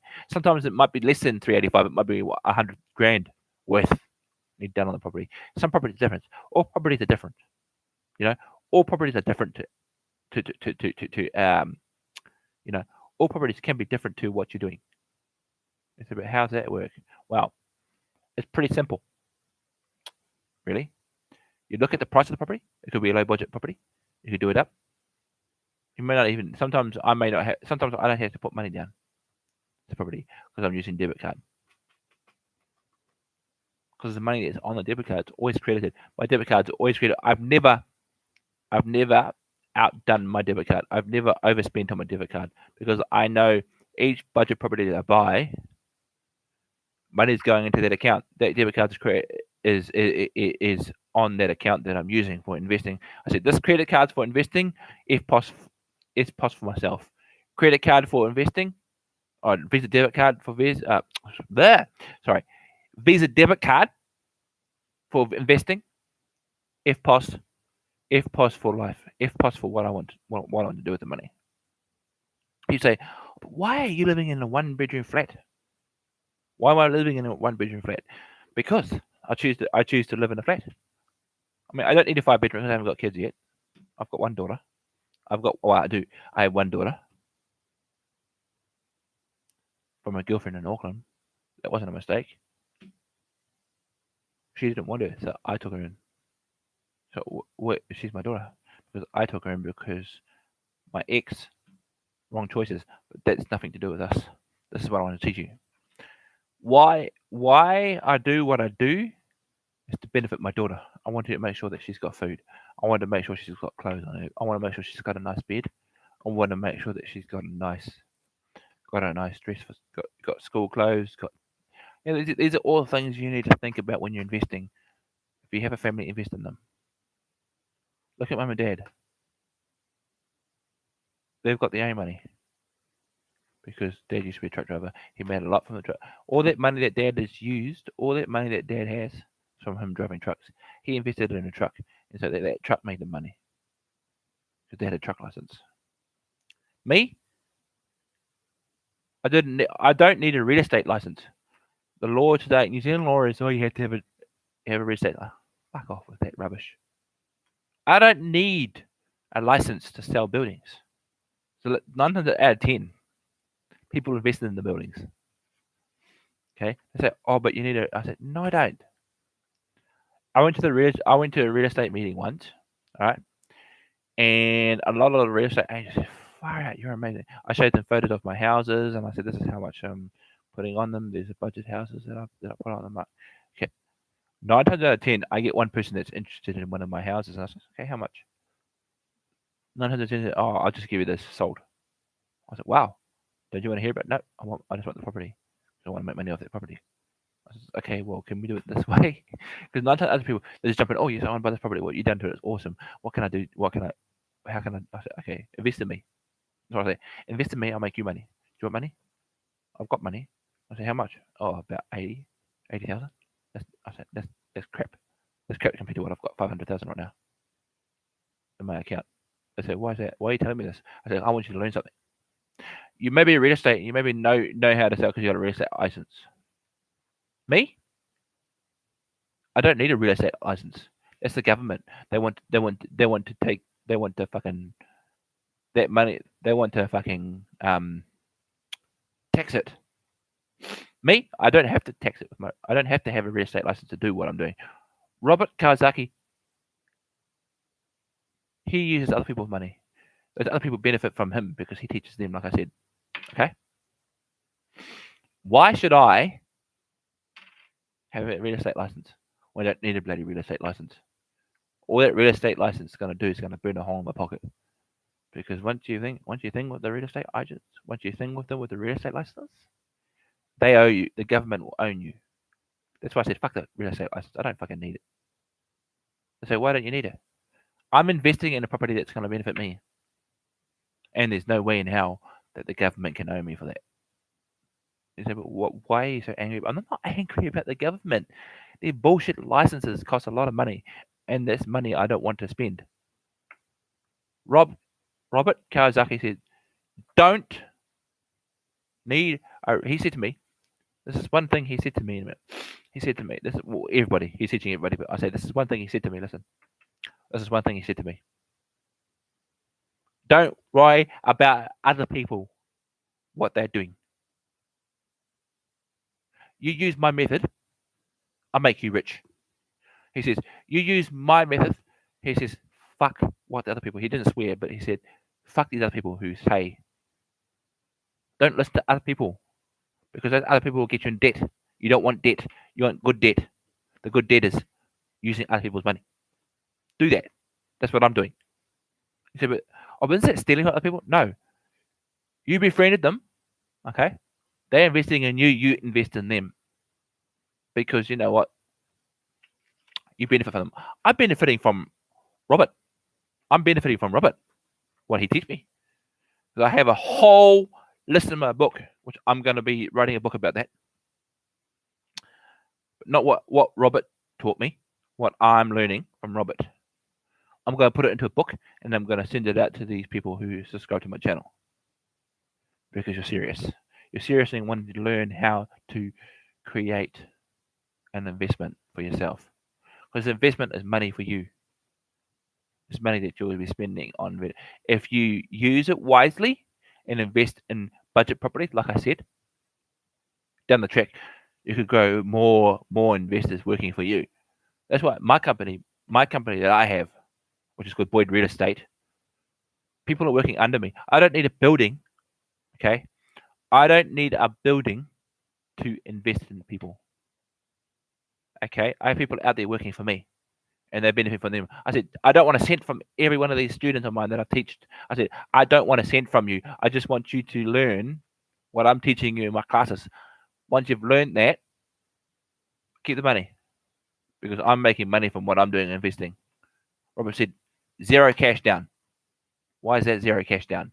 Because when you get an investor who you think is honest and who will help you to invest in this property, like I said, invest in them because they become friends. Okay? Sorry, I'm looking at the camera, my mate. Sorry. When you invest in those sort of things, that's how you're going to make money. I've had so many people question me, like, oh, but, oh my gosh, you're using the money from your. I'm like, no, I'm not. I'm not relying on the church for money. Okay? I am in a worship ministry. I'm going to say that. I'm in a worship ministry. The church doesn't pay me to play the drums. I pay me by investing. You say, don't you ever have a risk? Yeah, I do. If I don't want to invest, I'll get on my computer. If my screen works, if my screen works, I'll get on my computer to do work. I'll get on my computer, play games. Because that's what I like doing. I'm a gamer as well as an investor. So why? I don't always want to keep on investing in things because I've got properties already making my money. I'm sitting on a load of cash because I've invested in other people. People invested in me. But the thing is, first thing, be honest. Everything that you do, be honest because you'll make friends. You don't be honest, no friends. Like some people that used to be called my friends weren't my friends. I turned them away and said, "You're causing me debt. I want to make money for myself. I want to invest in other people. I want to help other people invest in things. That's why I help people. That's why I do classes like tonight. I want to teach you guys how to do that. Okay. So remember what I said. Good debt, not bad debt. See, there's two debt things. You say, oh, but I don't understand that. Why don't you understand? Because you're not listening. You're too busy flapping your gum saying, oh, but I don't understand that. Well, listen. I could do a 4-week course. You learn something from it. You go away and study for it. I tell them to study for it. I had to. I had to do 3 days listening to Robert because he taught me. Robert Kiyosaki taught me. I think that's his name. I'm not sure if it's Robert Kiyosaki. I think if I got your name wrong, Robert, correct me. One time I might choose to do a live with him. Get him. Sometimes I might choose to do a live with him.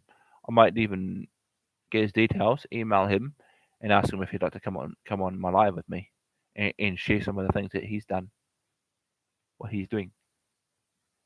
Because I recommend Robert, because he's one honest investor. He says to everyone, he teaches everyone the truth. He tells them how to do it. Some people that don't want to listen to him, I do. Why? Because it's going to make me money. It's a bit but we're taking money away from the millionaires and becoming millionaires ourselves because we are choosing to invest in properties that will make us the equities. Why people ask me why don't you do Bitcoin like he is? I'm not there yet. Okay, I'm investing in properties because they're making me money. In fact, tomorrow, 1:30, 1:30 AJ Hawkers. I want to look at a property. There's a property 95,000. Oh shit, that's a lot of money. It's not a lot of money to compare to what I got 500,000. If I got 500,000 here, I want to see this property. You say, but why is it you want to see this property? Well, I said to this real estate agent, it's not the matter of why I want this property. I want to see what the property is. Can you take what's the address, please? Oh, we're doing an auction here on Saturday. I said, I don't want to know about the auction. I want to go and see it. I want you to take me to this place. I want you to tell me what's wrong with the building. Why are you selling it for 98,000? For 95,000. Why are you selling it for that much? Outside looks good. Oh, there's a couple of broken floors and a couple of broken ceiling. The ceiling, there's a hole in the ceiling. Easy. Money, here you go. Thank you for the property. I said, I'll close the deal. He said, but you want to see it? I said, you won't show me. You said it's on auction. Take it off the auction because I'm buying it straight away right now.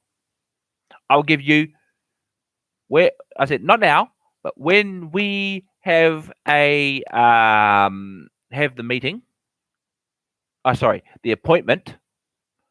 I'm going to use my FPOS card and pay FPOS for the place. I'll do it up. I'll buy it off you. and then I'll put it on the market. He said, why aren't you putting it on the market? I said, listen, I'll say it again. I'll make an appointment with you. I'll come in at 1:30. 1:30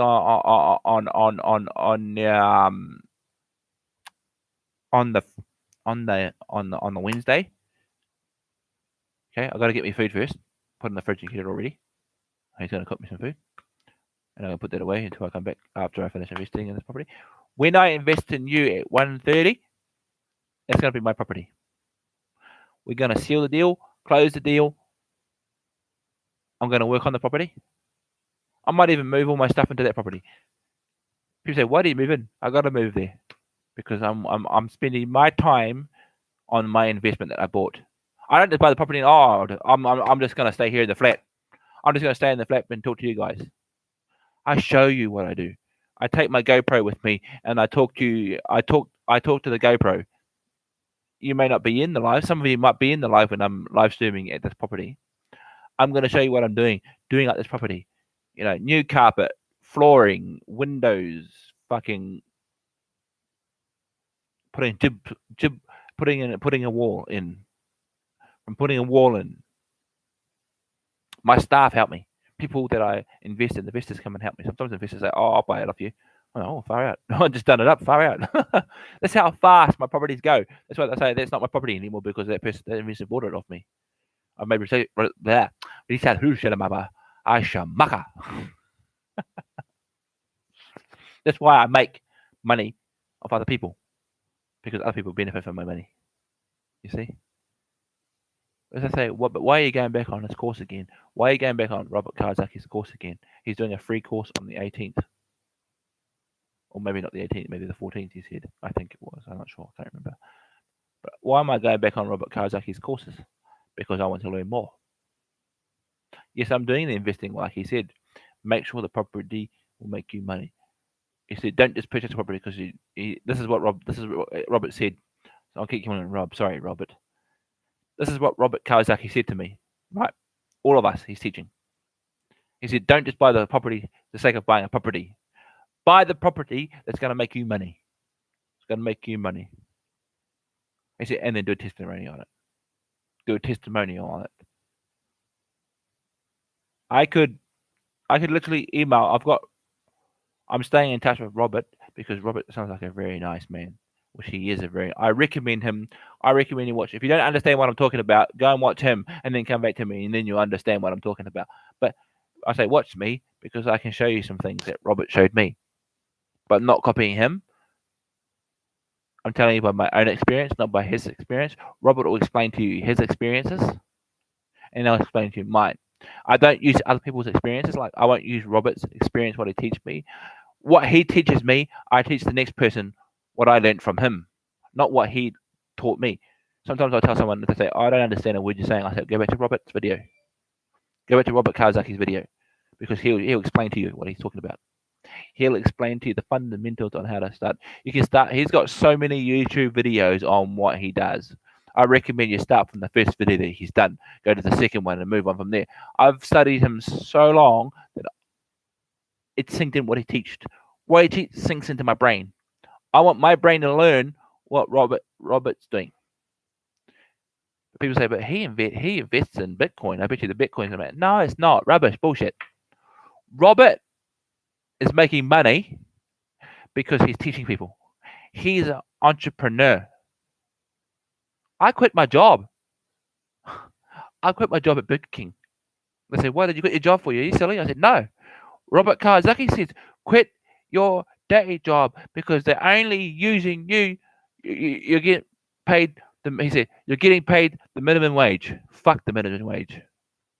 It's not. He doesn't swear, but he says the minimum people go to work 9 to 5 job. That's rubbish. He says that's rubbish. He's like that's bullshit. Don't 9 to 5. No. He says don't rely on the money because it's fake paper money. It is. It's fake. It's paper. This is paper. This here is paper.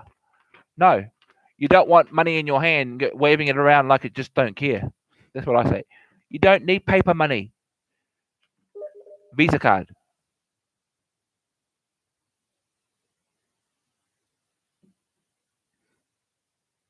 Visa card. Why a Visa card? You say, why? Because the card, what you invest in, money's going into that account. You're making money. Flipping it, man. It's so easy. People say, but it's so hard. It's only hard because you're not listening with your tardingers. You're not using your tardingers and listening. Yeah, I might be doing taxi driving on the side. That's what I choose to do. That's my profession. I love driving taxis. I love meeting people. I love doing things. It's just a side hustle. I call it a side hustle. My main hustle is becoming an entrepreneur. Like Robert said, be an entrepreneur. Invest in the internet. Invest in properties. Robert Kiyosaki, Miami. He's got condos. He's got his own condos over in Miami. Now, you tell me who's got any one of you guys have got any condos? Robert's first I've heard of. But I learned from him because he mentored me.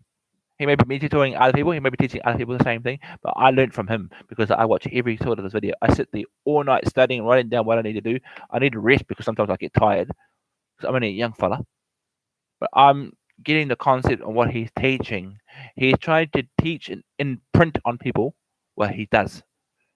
At first, I thought, this guy. I thought, this guy. And then I started seeing, as I was going through his videos, I started seeing a pattern of what he was doing. So I copied that pattern. I may have written some things what he said. I always write down what the mentors say, especially Robert. So, Robert, if you're listening, I appreciate you, bro. Okay. I used to be homeless. With all this is from investing. Austin, Texas is where I first lived with my parents. You say, why would you live in that dump? It's not a dump. New Zealand, Māori. Yeah. Austin, Texas. My dad. Yeah. Dad works in WWE. He's a millionaire. Dad works in WWE. So, well, why doesn't your dad live in da da da? He does. That's my other dad. 3 dads. I had a relationship with him, and he couldn't be dad because he hasn't got a son. And so I said he can adopt me as a son. Look how much he's made. He made more than me. $20 million for being in the WWE superstar, WWE referee. Now he's in AEW refereeing. Okay. Earl Hefner, one of my best friends, multi-millionaire. He does what he does because he's a referee. That's what he does. He's invested in his referee costume. He bought AEW, bought him. So he left WWE and joined AEW to make more money. And he rang me last week and said, son, you're doing very well. I'm proud of you. I said, thank you, Dad. My other dad, he doesn't know I'm doing this. People ask me, why do you do what you do? Because it makes me money. Like I said, I'm not worried about money because I've got money that I can utilize and money to invest in, money to have fun with. I don't use a lot of that money for fun. Sometimes if I say, oh, fuck, I'm tired, I need to go on a holiday. So I will take, however, listen, I'm nowhere near buying a private jet yet. People say, how do you travel? How do I travel? I've got friends. Because I'm a Christian, I've got friends that have private jets. I don't need to buy a private jet because my friend's already got one. Okay, and he's a preacher. He's a pastor. Okay, I'm not going to tell you who his name is. It's nothing to do with you guys. But what I want to say is, I got friends because I invested in friends. So they're my friends. Pastors, I invested in his church. I invested in his church because I felt the ministry that he was doing was on the Lord, and so I invested in his ministry. People say, you're mad. No, I'm not mad because I know that God will put a blessing on that money and it'll just multiply because I'm investing in that pastor's business. Or I'm investing in that pastor's house, or I'm investing in the pastor's church. That's what I do, right? So, yeah, that's what we do.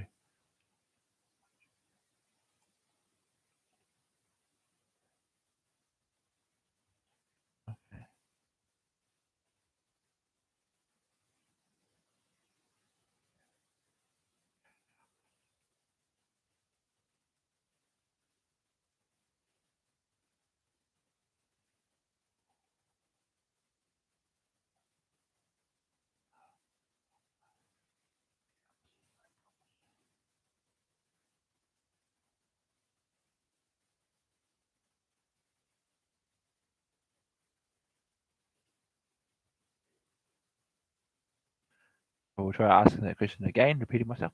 So yeah, so that's what you do. All right, cool. So I'm gonna get my book now because I want to share some things with you, and I want some questions in the chat. YouTubers. Is that what you call yourselves, YouTubers?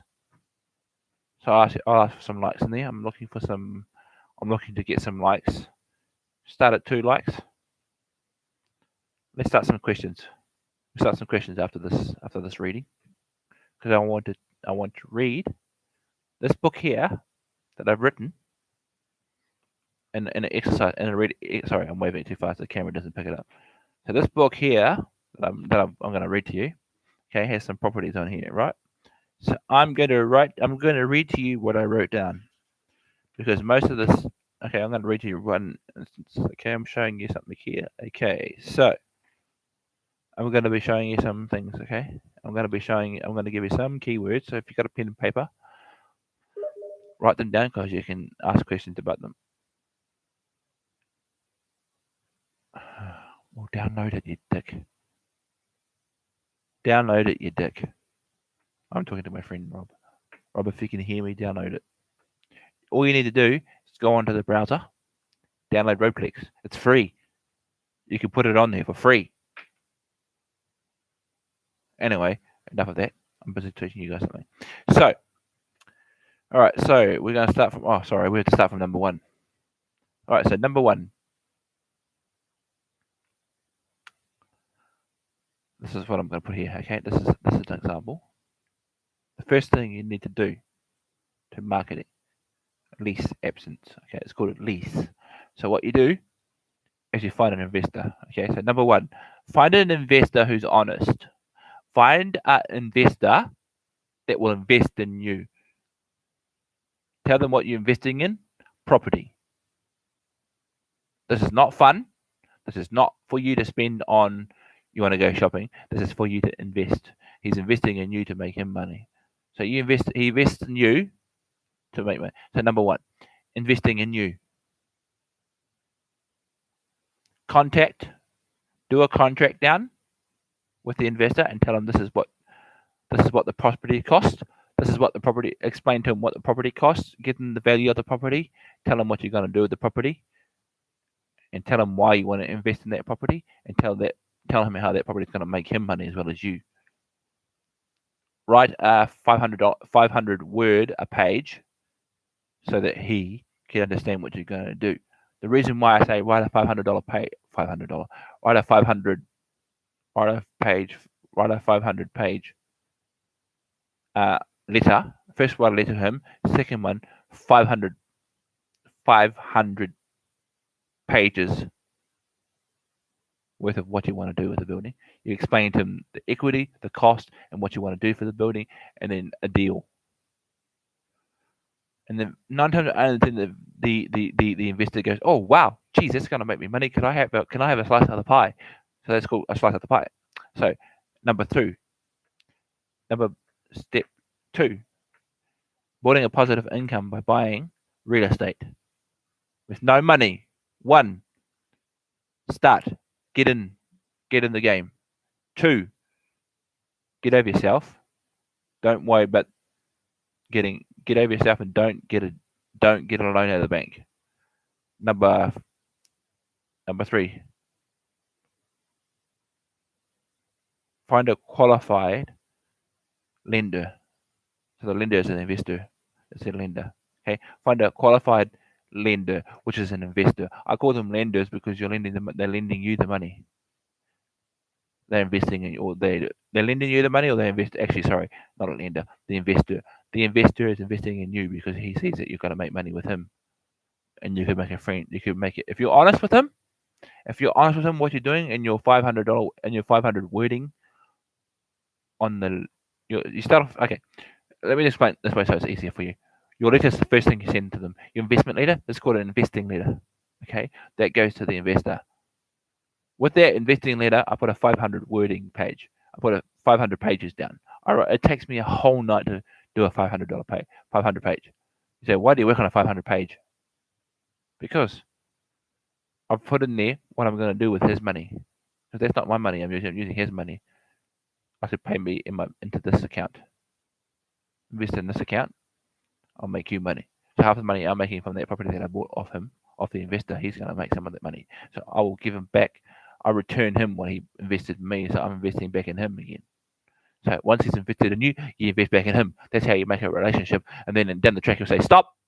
Don't need anymore, like I said before. Yeah. Okay, moving on. So number 5. See what house option are available for you to purchase or to deal with. Number 6, take advantage of the deal.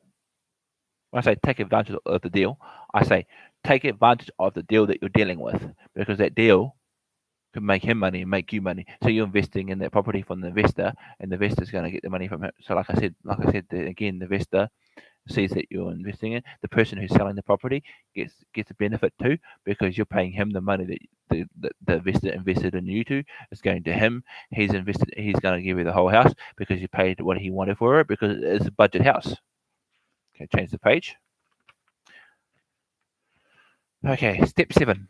Write this down, please. I want to make sure that you're learning this from me as I'm reading. Make sure you write it down. If I'm too slow, tell me in the chat that I'm slow. Slow down. Okay. So we're going to move on to number 7. If you're not at number 7, I'll wait for you. Okay, good. So number 7. So if you write down what I said first of all, this is the second part now. This is the 7. Number 7. Stop overspending on cosmetics. You say, what is cosmetics? I say, oh, I like that. I'm going to buy that. Cosmetic for the house. When I say cosmetics, I'm talking about what you're putting in the house. Okay, because cosmetics are going to take your money away that you've got money, you've made money from the property that you bought, and you want to put cosmetics in it. That's a waste of your fucking money. Don't put cosmetics in your house, like clothes and stuff. All you need for that house, really, is a refurbishment. Refurbishment. You say, what's refurbishment? Like I said before, couches, brand new toilets, beds, TVs. Majority of people say, no, thank you, I don't want it. So I take all that stuff and put it in my warehouse. That's what I do. You don't have to copy what I do. But I sometimes tell my students, make sure you purchase a warehouse for some of the furniture, and make sure the furniture is clean, how it is bought, keep it wrapped. Because the reason why keeps it fresh and new. See, the warehouse I had was full of rats. I got the fumigator and to fume it out, rid of the rats, clean the place up, refurbish the warehouse with lots of shelves. Okay, I've got a forklift in the warehouse that I don't use. I have staff in my warehouse to keep the warehouse clean. They make sure there's no more. They go around and check every single thing to make sure everything is clear. I have security staff in there too. So only my staff members that are working in there are keeping it clean. Staff members are rewrapping, unwrapping, and rewrapping. They're unwrapping if the wrapping is coming apart due to time, which sometimes they don't really need to rewrap everything, because majority of the houses that I get are refurbished. People want it refurbished. People want to buy refurbished places. So 9 times out of 10, my warehouse is empty. So I have staff that's already invested in the warehouse, that work in the warehouse because they invested in the warehouse. So I can say it's not my warehouse anymore. It's still I own it. I own it. Yeah, I hardly work in there because I have staff that own it too. We are separate owners. See, separate owners in my warehouse that take care of the warehouse for me because they invested their time in the warehouse. And so I'm not paying them; they're paying themselves. See. So anyway, move on to number 7. Stop overspending on cosmetics, because cosmetics is going to cost you money, and you're going to have nothing left to invest in the next thing, in your next endeavor. Okay. Right. A. Rent out a part of the house, or rent out the whole house. It's up to you. If you want to live in it, then don't rent it. But this is what I say to some of my students. A. Rent out a part of the house. B. Rent out the entire house. It's up to you. Down the track. B. Rent out the entire house. Okay. C. Sell the house. 14,000. 14,000. You say, but you only got it for 98. 40,000 is less than 95,000 because depending on the value of your property that you had over the years, that's down the track. I'm not saying when you first get it, oh yeah, I'm going to sell it straight away. There's not going to be no money on it because you haven't held it for a month or a year. I hold my houses for years. Majority of the time I can't because 900 of the time they sell it. I sold it because people move out because they want to they always want a new place and they come to me and say, I want to buy a new place. I've already bought a place. Can I sell it back to you? And so I've just made the money back. So, but they can't sell it to me because I own it. Most of the time, people say, "Okay, I see you making money out of it. Can you teach me?" I teach them, and I usually give them it because they listen to what I say anyway. Because I'm telling them to invest. You still can hear me. I have to sit back. My back's sore. Sorry. Okay. So moving on. D. Make it a home business. Oh, you might be different than me. You might say, oh, "I'm going to buy an office. I'm going to start my own endeavor." Sweet. Do that. I'm happy for you to do that. I'm doing my work from home. I made it a home business for me. So if I got a new property, I'll just go over there. I'll leave my stuff that are here because I've already got stuff. I've already got new stuff in the other house. I've refurbished my own house in Wellington. I got a 5-bedroom that my family are in. I've already got everything there. I don't need to take. I don't need to pack because it's just stupid. I have to pack everything up, put them in the car, and then come back and set everything up again. I just leave how it is. And I'll go to my next place, and I've already got furniture there. So what's the use of me carrying my furniture from here to there? It's like a yo-yo. I don't need to take everything from here to there because I've already got refurbishment. I've got a warehouse full of refurbished, brand new furniture and stuff, toilets and stuff, everything. Everything's all in the warehouse. My stuff are working in. I'll just bring them. Okay, I need this and this.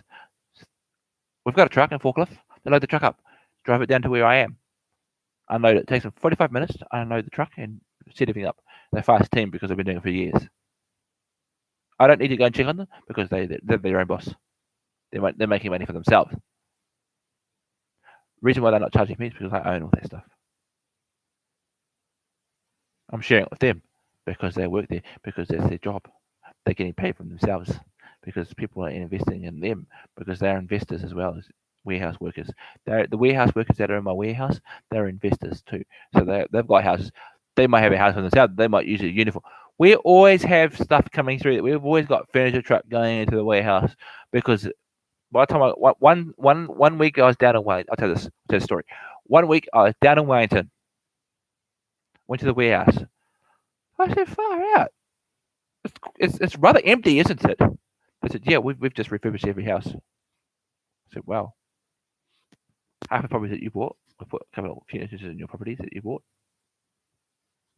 Probably your. Oh, by the way, we've invested in an apartment for you and your girlfriend. I said, I haven't got a girlfriend, it's just myself. It's a girlfriend of mine. I'm not looking at the moment, but soon I might want a wife. I can afford it. So I might get a wife soon, but not yet. So anyway, moving right back on because I'm diverting from the story here. I'm diverting from my book here. So, okay, so that's D, home business. Make it a home business. I said it again, make it a home business. Or if you don't want a big office and staff and you want to do it yourself, make it a home business because I'm making it a home business. All right, moving right along. So number 9, stop paying your landlord. If you're an investor, stop paying your landlord. You are your own landlord. I'm paying this landlord because it's not my property. I didn't buy this. This is the landlord's. Why am I renting from the landlord? Easy. It's an easy money. Okay. But I say don't. If you're an investor, don't rent. Buy. Use your investor's money. Okay. Number 11. Keep your first property. If you buy your first property, keep it like I did in Wellington. That Wellington property that my family are in, I keep it. I keep it. Why do I keep it? Because I might not be investing. I might have a BGT job. I might have a BGT job and go down and be an actor for the day. And they're still making me money through working through that too. They get 10% of it. I don't care. I've got 500,000 in my bank account. I was gonna say million. I got 500,000 in my ANZ business account with my Visa. What I spend on is investments. That money stays there, and the bank knows because I told you already. I'm not repeating myself. All right, moving on. This next part is how do you invest in real estate? Again, no money. Find the deal, get a return, use other people's money. Find a deal first, find the investor, use that person's money because he's investing in you. Once you've found that place, I might find a property for him that he doesn't know about, and I might ring him and say, "Are you interested in this 5 bedroom house that I've got? I bought it for an investment. Do you want to lease it off me to make you money?" And they say, "Yeah, here's. It could be. Let's say it could be $120,000 house." You say, "How much? 120? Okay, I'll invest 120 in you." You say, "Okay, I'll invest 120 to you.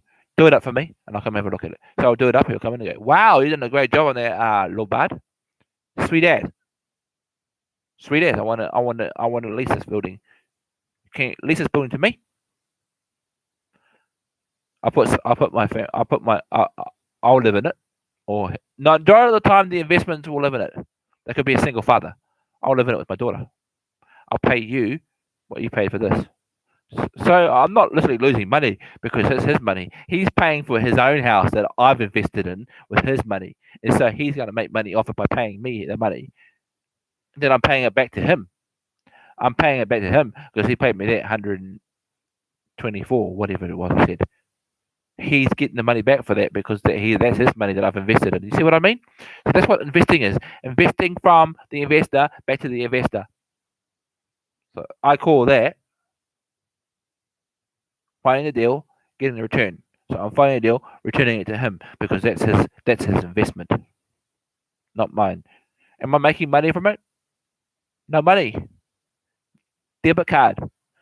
The money that he paid into my business account goes straight into the investment of the building, and then I pay it back to him because he paid me the money. The money's going to come to me. Boom! I got more money, and so okay, I'm going to get that investment money back to him because he invested in me. So I'm investing back into him. Once he invested in me, I'm investing back to him because he gave me the investment. Bought his property for him. Did the investment know that it wasn't for him? I said, no, the property's for him because he invested in me. And then now that I've invested in him, I don't need to pay him anymore because I invested back into him because he paid the investment to me. You see, so I'm returning money back to him because it's not my money; it's his. I'm being an honest investor back into him because he invested in me for the property. And he's interested in the property. Sometimes they say, "Oh no, you have it. I'll take the investment back though." I'll say, "No, you can live in it because that property that I invested was to make money for me. You're going to pay me back the investment. You're going to pay me for the rent." I said, "How much the rent is?" Majority of the time, the investor will go, "I'd buy it off you." I say, "Oh, here it is then. There it is. What did you pay for it?" I said, 120,000. I said, "I'll give you." I said, "Give me a year. I'll come back to you." I said, "Sweet as. Sure. See you later." They might say, "Oh no, actually, give me the money. I'll give you the money right now. Here you go. Here's a bit." So they invested back into me. I've invested in them. None of the 10. It's a funny thing. I invested in them, and then they turn around and invest back into me because they say, "Here, have it." I gave them back then. I said, "But you invested in it. I don't want the investment back because I'm making money off this house that I sold, that I bought off you, that I sold to you, that I bought off you." So that's called return. You say, "What do you mean by return?" Okay, listen. Invest in real estate with no money. Find the deal, get a return using the other people's money. So you find the investment, you get a return on it. Why? Because the money returns to you. You paid that 150,000 on the property. The investor will go, "Okay, I'll buy it off you," and they give you a bigger price for it. Majority of the time, the investor goes, "I'm going to invest more into that property for me, so I can make money for me. Here's your money. See you later." Majority of the investors go to me, "See you later." "Okay, thanks for the money." I say, "Thank you very much. I'll be in a nice way." We become friends. And he goes, "I want to work for you." I says, "Okay, sweet as. You've invested in me, now you sent me away. So yeah, sure, let's be friends." And that's how you develop relationship. That's how you develop a relationship with investors because they want to be your friend. They see what you're doing and they're blown away by what you're doing because you've got another property. And they're like, "Okay, well, can I work for you?" So majority, this is not majority of my investors are my friends working with me now because they invested in me. I invested in a taxi outside of everything because the taxi is just a side hustle for me. I said, fuck, I've got no money. Jump in the taxi and make some money. The company I work for says that money is yours, not mine. We don't take it. We don't take anything out of it. I was like, wow, praise Jesus. Anyway, moving on. Okay, so that's why I call it a return. Get a return on it. Find a deal, get a return on it. So return the money back to the investor. You're not leaving. You're not leaving the investor out of pocket because they're making money off you, and then you return the money back to them. Yeah, sometimes it takes months for me to return investment back to them. They don't want the investment back because they're making money off the house that I bought. And they want it. They want it. Majority of the time, I buy a house, I go, oh shit, I'll have that. And they'll pay me more. So I've made more off the house that I invested in. That money is making me money, so I'll just put it in my bank and then go, okay, I'm going to look for property.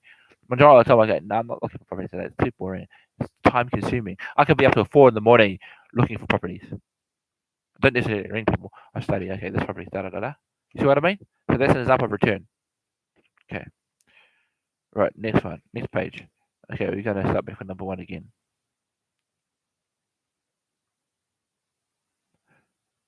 How to sell real estate without money or credit. Okay. Lease option, no money, credit. 2.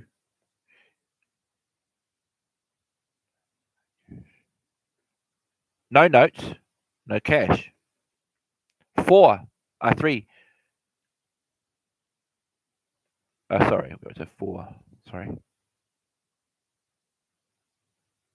Credit. Credit card, no cash. Hard money. 90% to 80% isn't cash. Okay. I read it to you. Buying multi-family properties. No cost, no cash. Credit. A realtor or lease source. Okay, this is a thing. This is a note for listen. I sound like a person. Listen. A realtor or list source. Mortgage, partner, no. Down payment to the seller, private. Down, listen again, no mortgage, no debt, no loan. No mortgage, no debt. Okay, 90% of what we do, no payments down. Seller is a budget or private person.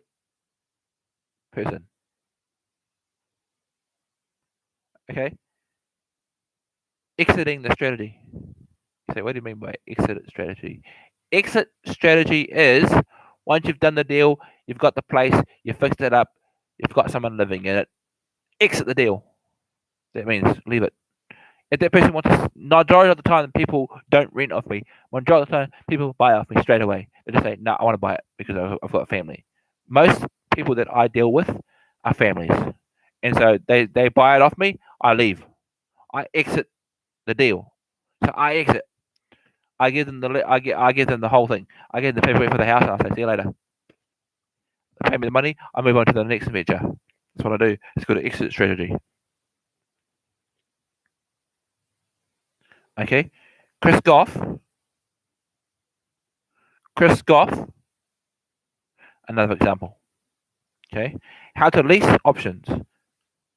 Lease option for commercial buildings, commercial leases. Okay. Commercial buildings that I lease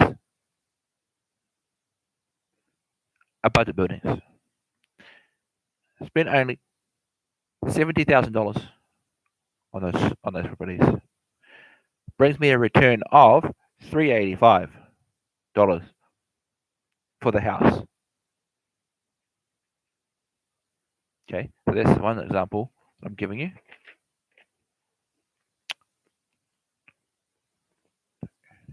How to start earning. For 5 years? For 5 years, I've held the property for. Listen, this is from a guy that I'm not going to say his name because he said don't bring his name up, but just read this. Listen to this. 3 years, I've had a property. Year 5, sorry, a year later, sold it. The equity to the property was $50 million to my condo in to my condo in India. Sold the property, moved on to another deal. Listen. Now this is an example I'm giving you from my point. This is now as an example.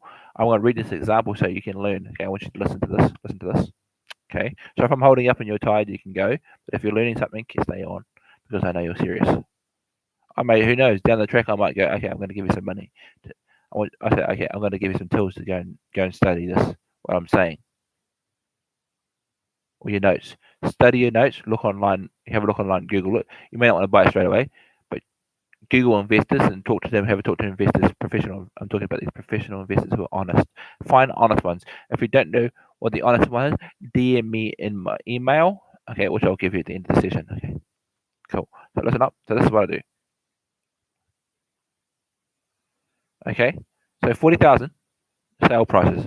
Okay, a week crash course in this model. Okay, I'll show you in this model. I'm going to show in this course. I'm going to show you this model. Okay, week 3. Okay, setting up a copy and paste. Sorry. Setting up a deal with investors. Like I said, write a 500 page. Start off with a letter, 2-page letter, no more than 2 pages. After the letter, write a 500 page book, which they will read on why you're investing, why you want them to invest in you, what the property is going to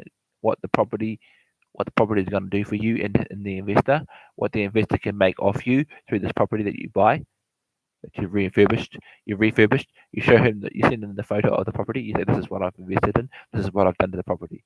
You show them first. You show them the first of how much it costs. The second part, when he's invested in you, after you got to wait till after he's invested in you. After he invested in you, take a photo of what work you've done for them. Put the photo in the 500-page book. Send it to them and go, "Okay, this is what I've done." You say, "Okay, this is what I've done in the property." Send them the book. You could write down and make a book out of it, or just get it. I tend to use exercise books for schools. They go, "Why?" Because I send it to them. They read, "Okay, this is what. Okay, I'll invest in you." Because they've read what you wrote. Make sure it's clear. Make sure your writing's clear. Make sure your writing's readable. Don't go fast and go, "Oh, da da da da." They're going, "What the fuck's that?" They're going, "What's that? Why you write that like that?" They want a clear page overview of what you're doing for the investment. Okay, now listen.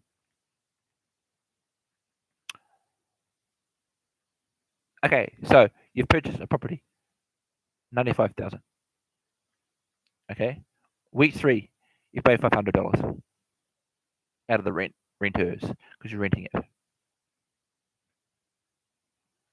Down the track, you might make $59,000, depending on down the track how many years you've accumulated that the person is living there. He might say, "Okay, I want to buy the property. I don't want to rent it anymore. I want to buy it." Majority of the people, for me, they don't rent the property. They buy it off me because they say, "Oh, what a beautiful job you've done." I say, "Keep it."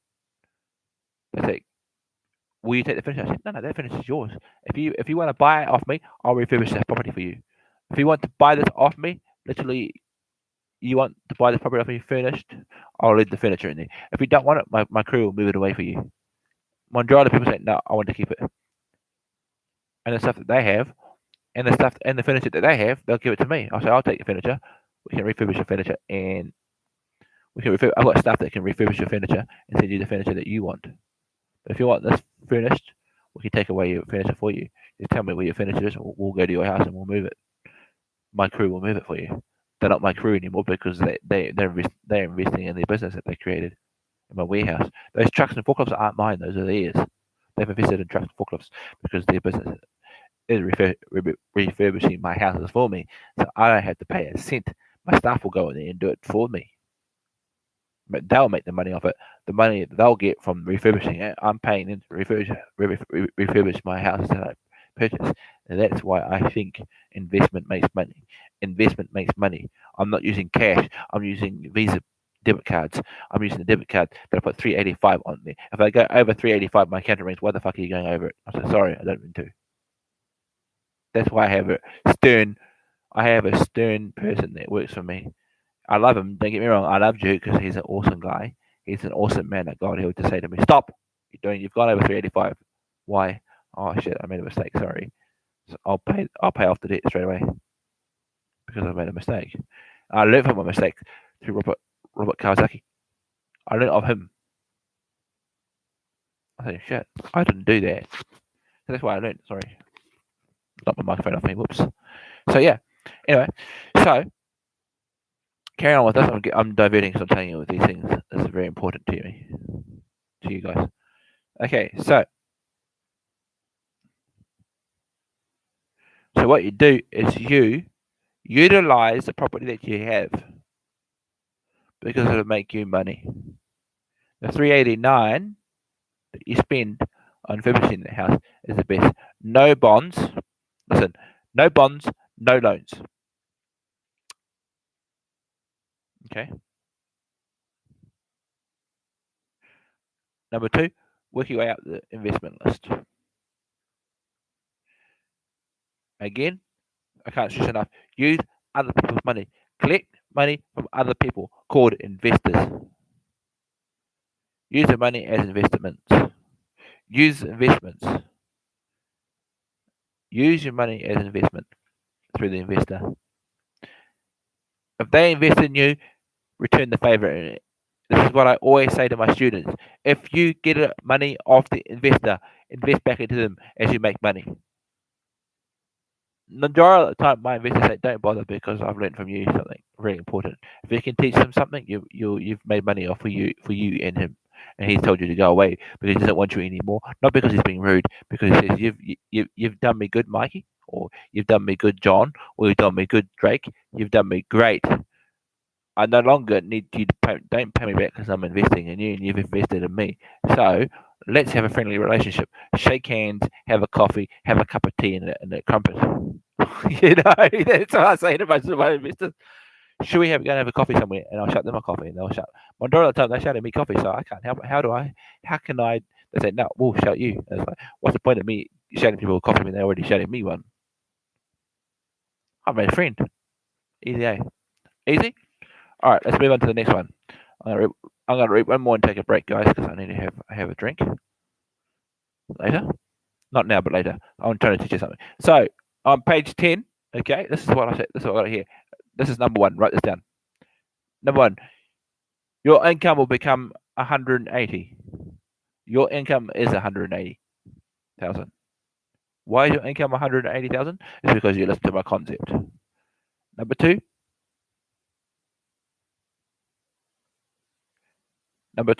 your equity depending on the price of the building could vary from 600,000 to 10 grand. Okay, for example, okay, what do you? I'm confused. So, okay, listen to me. 255,000 on a place. Say this is a house, right? So it's 255,000 for this 8-bedroom house, 8 stories. 1, 2, 3, 4, 5, 6, 7, 8. That's the top floor. Elevator included. Parking included. So it's 250,000, right? I say I'll give you 125,000 if I can lease a property. If I can invest in the property for 125. Return equity. Return is 737,000 returned to me. Okay, through investment. Okay, so I've invested in this property. Okay, I got it for 125. I'll put down 125 from the 250. Right, from that 250,000, I put down $125,000. Not $100. I'm talking about 125,000. Okay. So the property that I bought off him was 250. I paid less. Why? Because I'm working on the property. I made a deal with him. Okay. So the equity I get from that property, 737,500,000. Why is it 737? 500,000 because I've probably put down payment on the property. I quickly moved into that property. Okay, someone bought it off me before I had a chance to do it up. This is what happened to me. I'm telling you, this building that I got was 255,000. Sorry, 250,000. Sorry, not 255. 250,000. It had 8 rooms and an elevator and a parking. I put down 125 on refurbishment because I had 8 rooms. I refurbished 8 rooms, and that only cost me what 255 to do the whole place because it's 8 rooms. 255 refurbishment, floors, redid the walls, redid the windows, redid the door, redid the both back and the front door and the garage doors. Pulled the garage down using a digger because I didn't want to do it. It's ugly colour. Put up a new garage, build a new garage, double garage. I put in so it was a living arrangement. I put in a doctor who she was married to other doctor. She was married to a nurse and a doctor. She was married to a nurse. They had kids. He bought the house off me for $737,500,000. $737,500,000. So I only paid. Remember, I only put down 125 in investment on the house, right? And so it's way over what they're selling it for. That's why I only put 125,000 down, because I believe that house is going to make me money, because I had it for a doctor and a nurse. Because I had a doctor and a nurse contact me. I'm not going to say what their name is because they told me not to use their name. Just make the hand, So anyway, they gave me that. They gave me 737. They gave me $737,500. That $500 put in I took out that $500. So I wanted to spend it on my lovely, beautiful friend, or my daughter. That wasn't an accident. My mum doesn't know about that, so don't tell anyone. Secret. But anyway, moving on. So this is my next point. A property rent will be about $308, right, a month. So that's $308 a month as rent. What's the point in renting the place? You're not even going to freaking live in there, are you? That's what I say.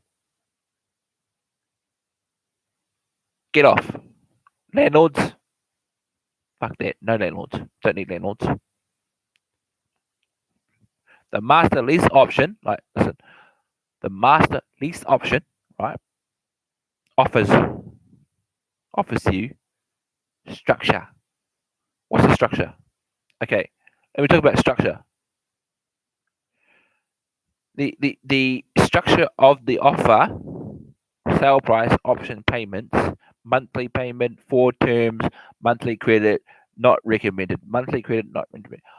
Multiple stream incomes come from your investments in the property value. So the property value is location. That's the first thing. Write this down. Number 1, location. Second, the seller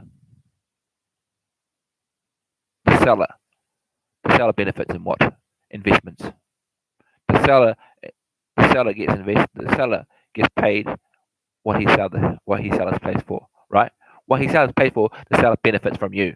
This is what I say. Number 2, the seller benefits from you because you're investing in him. This property. He's selling his property to you because he sees that you're an investor, right? Secondly, condition. What's a condition? Don't get a loan out. Don't get your mortgage paid. Don't pay for the mortgage. That's a condition. Write it down on a piece of paper. So 1, location. The seller you invested in. 2, condition. 1, no mortgage. 2, listen. 1, no mortgage. 2, no loans. Second one is market. Look at today's market and see what you get for a budget place, right? So a place, when I say a budget place, is what I just shared with you earlier. I said, go onto Google, look at some budget places, There's many places that you could afford through investment for investors. The investors are looking for you to invest in a property so that they can make money, that you make money off their money. Don't use your own money because that's just going to fuck you up completely. Do not use your own money. Use other people. This is what I said in my first notes. Use other people's money because they will guarantee to become your friend. They will want to be with you because they see that you're making money off that property and they're going to come to you and say, I want to buy that property off you. So that investor doesn't become an investor anymore. He becomes your friend. He may even want to work with you down the track. All my investors are working for me. They say, wow, this guy, how did you learn? Robert Kawasaki. Again, his name is Robert Kawasaki. Write that name down at the bottom of the list. Robert Kawasaki. Free workshops. YouTube. Put a column over it like this. Draw. You know how to draw a column? If you don't know how to draw a column, draw a bracket around the word Rob Kawasaki, because you could learn from him what he teaches in his free workshops. He's not asking for money from anybody when he does his free workshops. He's teaching you something, so you need to listen with your ears. Some people don't. They say, "Oh, this guy's boring. He's trying to make money off you." No, he's not. He is teaching you the way of investing, like I'm teaching you guys. I'm installing some of these questions for you. We'll move on because I'm diverting, but I'm just telling you guys. I'm not being bossy. I'm just telling you guys what's happening. Okay, cool. Right, let's move on. Figure. This is the last one. So we've got 1, 2, 3, 4, 5. Number 5 is figure. Look at the figures of the houses. Okay, stop writing. So go through what I just said, read it, and then we'll move on. We're going to move on anyway because I'm running out of time soon. I need a break soon. So anyway, okay, the lease options. What are my options in the leases? You put down payment to the building from the investors, not from your own money. Majority of my people, they think I'm saying your own money, but they don't listen because majority of people are falling asleep because they don't understand because they're not listening to what I'm saying. Yeah, okay. That's why they haven't got any money. It's because they're always using their own money. Don't use your money. Like I said over here, the rule is don't use your own. Use other people's money. Other people's money makes you rich. Other people get rich from you because you're teaching them. So what I'm saying, you say back to them. You teach them your way, not my way, because my way is different. People get confused if they go my way. Because it is confusing, but if you listen, you'll learn something. Cool? Sweet ass. Alright, so make sure you chuck a like in there. If you enjoy what I'm doing, I'll bring you more content. We need to get some likes in here, so make sure you like it. Thank you. Appreciate it. I can't see it enough. Chuck a like in there, comment in there. If you have a question, the chat's open. 24 hours, this chat is open. Sometimes may not be here. I might be over there getting a drink or something. Write your answers in it. Don't spam the chat. Just write one question per person. Because I know people are like, oh, quick, ask 1,000 questions. I can't get through the 1,000 questions on the chat. That's why I say to them, go onto my Facebook page, Lorder, write down a question. It'll be 2 pages. Make it simple for me so I can read questions. Okay. Also, moving on. Right. So the lease option. We're simply putting down for the buyer, and then we turn into the seller together. We collect the difference in the down payment. So what do we mean collecting the difference? Okay, we put a down payment on a property, right? The down payments to the property. It means we own the property because we put a down payment on the property. That means the real estate agent can't sell it legally because we put a down payment on the property. Next one is on the down payment, the downside to profit. The downside to profit. So why is it down? Why is it a downside to this side to profit? We've put an invest down to the buyer. That's us. We're buying it because we're investing into it. The seller is the person that's got the house that's willing to listen to you what you're bringing them to the table. Okay, and on down the side, there's a profit coming out of that house because you've already paid the seller a down payment to say that you're interested in that property and that you have purchased a property for 125. It could be a different price than what I'm saying. Most of these budget homes are the seller just wants to sell it for that price that I've shown you earlier. Yeah. Okay. If you don't understand all this, go back to the first question that I said when I uploaded it. I haven't uploaded the video yet because I'm still teaching. I'm still here. So anyway, moving on. So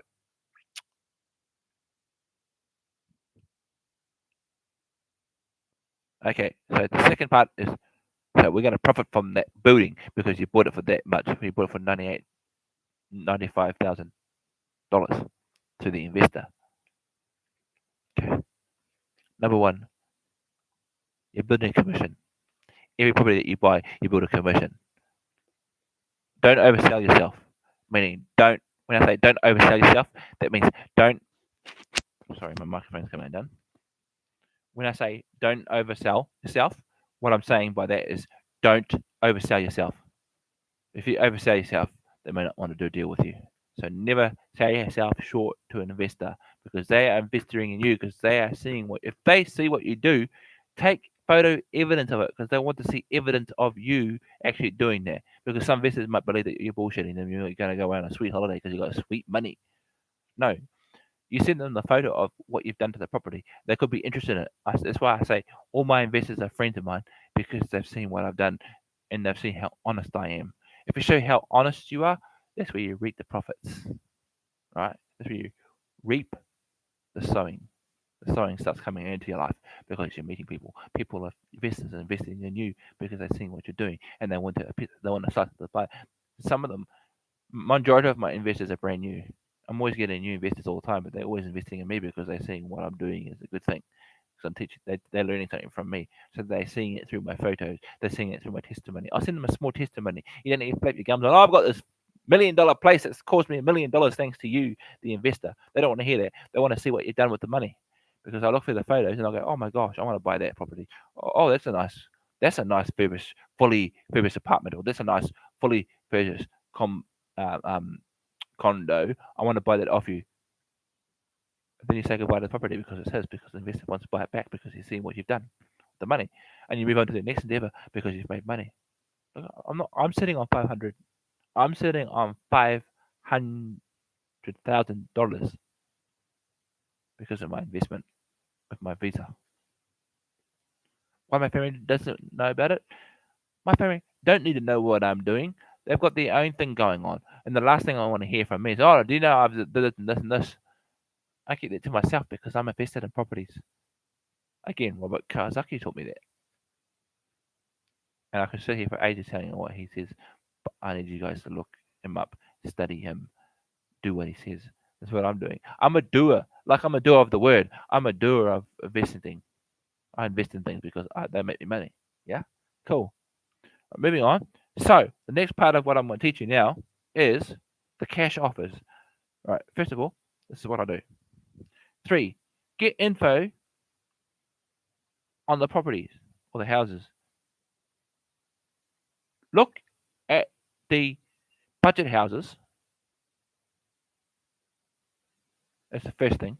Look at budget houses on the websites. Find the websites from whatever country you're from. You could be from China, you could be from Africa, you could be from New York, Brooklyn, anywhere around the world. Look for budget homes. Start from there. Okay? The lease offer, the lease option is applicable if you want to lease it to someone. It could be a family friend, it could be a family or friend, it could be friends, it could be someone that you don't know, it could be a private lease. You could lease it out to someone. But again, you need to make sure that you have a contract for them to sign. They're signing to say that there's not going to be no damage to the house. Not going to be no, and you're getting the rules of the house. If you want it fully furnished, this is the rules of the house. If you don't want to keep the furniture that we give you when you buy the house off us, we say look after everything, look after the house. If you do not, it'll cause eviction. Eviction notice will be given to you. And how many days is an eviction notice? 10 days. We give you 10 days on eviction notice. Any damages liable to this house, we add to your pocket. Any damages to the house after you've left, or if you buy the house, those damages will be you paying for that. If you leave, if you don't want to buy the house and you want to go move somewhere else, leave the house how you found it. Any damages, you'll be liable to pay for it. Any damages on the house, holes in the walls, holes after left, you will be charged a fee to be fixed those problems. And of course, you get people who don't look after properties. Those are the people you do not want in your property. If you feel like someone isn't true to their word, and they're putting holes in the wall all the time, and you're always finding holes in the wall, they had to pay for the holes. You say to them, when you move out, the building's got the house that you renting has to stay how you found it when you first came in. If it's not up to scratch, you will be charged before you left. You will not get back. You will not get back your not lease, but listen, this is the thing. This is the thing. You will be charged with damage on the property, and you won't get your bond back. No bond. So no bond goes to them. The bond will pay for the damages that you've done. If it's over what the bond is, you'll be liable for the damage. You'll be taken to court, and it'll be up through the court legal system. That's why people go, okay, I help them fix it. Or if they haven't got the money to fix it, they shouldn't have done it in the first place. The first time, I'll fix it. The third time, they do it again, they're out. They do it again. If depending on the damage, if they make a big damage like smash windows and everything, they're gone. I evict them straight away. I don't give them 3 days notice. I evict them straight away and say, no, you can't look after this house. I rent this house to you because you didn't have a place to go, because you've damaged it this many times. It could be 7 or 10 times a dinner. You're out. Please leave. I'm ringing the police. I'm phoning the police. They're going to evict you because you can't look after a property that I've put in the money for you to go and live in. Read the rules. It's in the rules. It's in the lease. So you make sure you've got a copy of the rules and the copy of the contract, because then you can show the judge the copy of the lease, the copy of the contract, and the rules that you put in place. Rules are in place so that people can understand that they can't just go around damage your property and say, oh, this property is damaged, you fix. No, you did it deliberately. I've been back here how many times? It depends on how many times your person that's in your property has broken the property. If they have damaged something in the property, how many times you have to keep a note, the clipboard. That's why I have clipboards with me. People say, why do you carry clipboards around? Somebody say clipboard. I carry a clipboard around because I can write how many times I damage it. Okay, 12 times. Nah, they're gone. See you later. I've had enough. I'll explain to them what happened. Majority of the time, people don't read the freaking rules of the house. I always leave a piece of paper. If they don't understand, I always leave a note somewhere, like on the fridge or something, saying, these are the rules. Study them. If you don't like them, move on. So honestly, speaking on the truth, I've explained it to the first time. The second time, they can read. The third time, I'm not going to say it because everything's there. The rules usually after I've put in the rules, people will understand the rules and they stick to it. They want to live there. They love that place so much, and down the track they want to buy it. Boom, you've made money. There's your profit again. Okay. So, okay. Right. So, the straight offer of investors are usually listed offers from realtors or private sale. Like for the budget website that I talked about, those aren't from those are realtors, but they're selling it for cheap because there's something wrong with it. You always got to make sure when you invest in the property, look at it, look at the property and say, okay, I'll buy that. Okay, I can fix that up.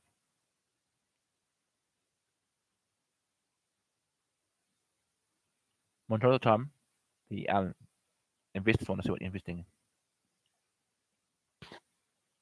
So, hang on, excuse me.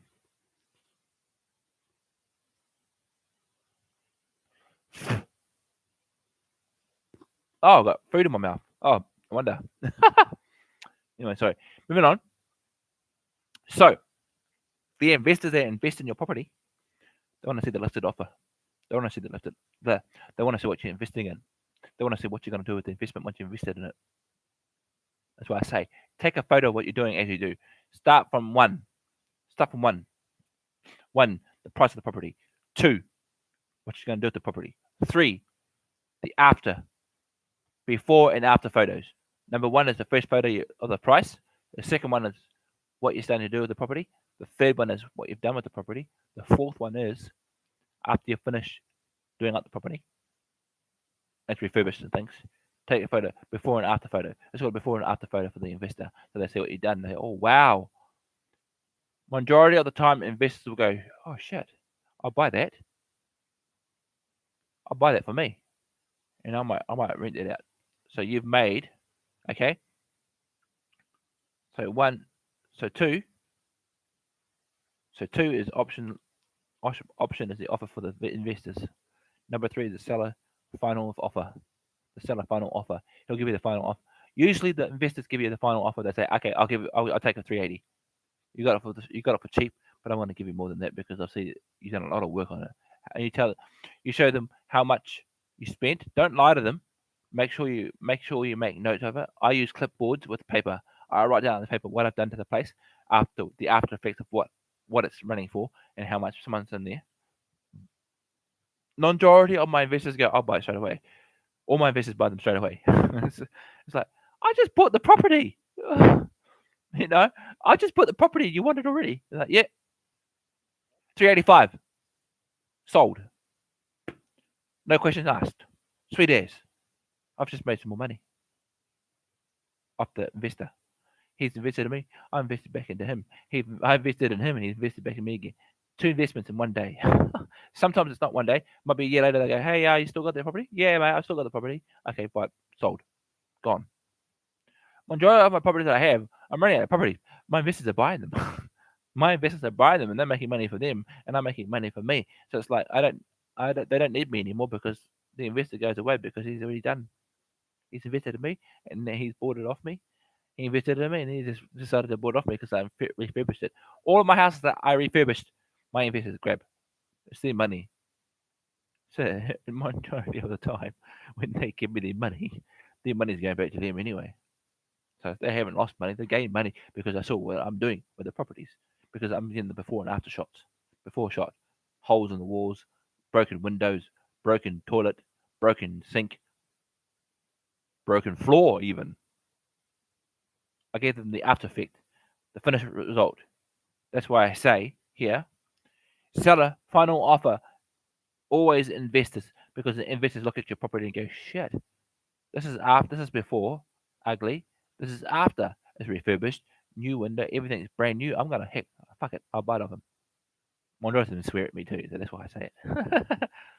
All right, moving on. Okay, 4. Straight option offer from investors usually happen.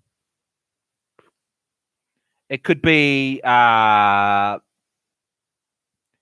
says here, 3, the seller final offer.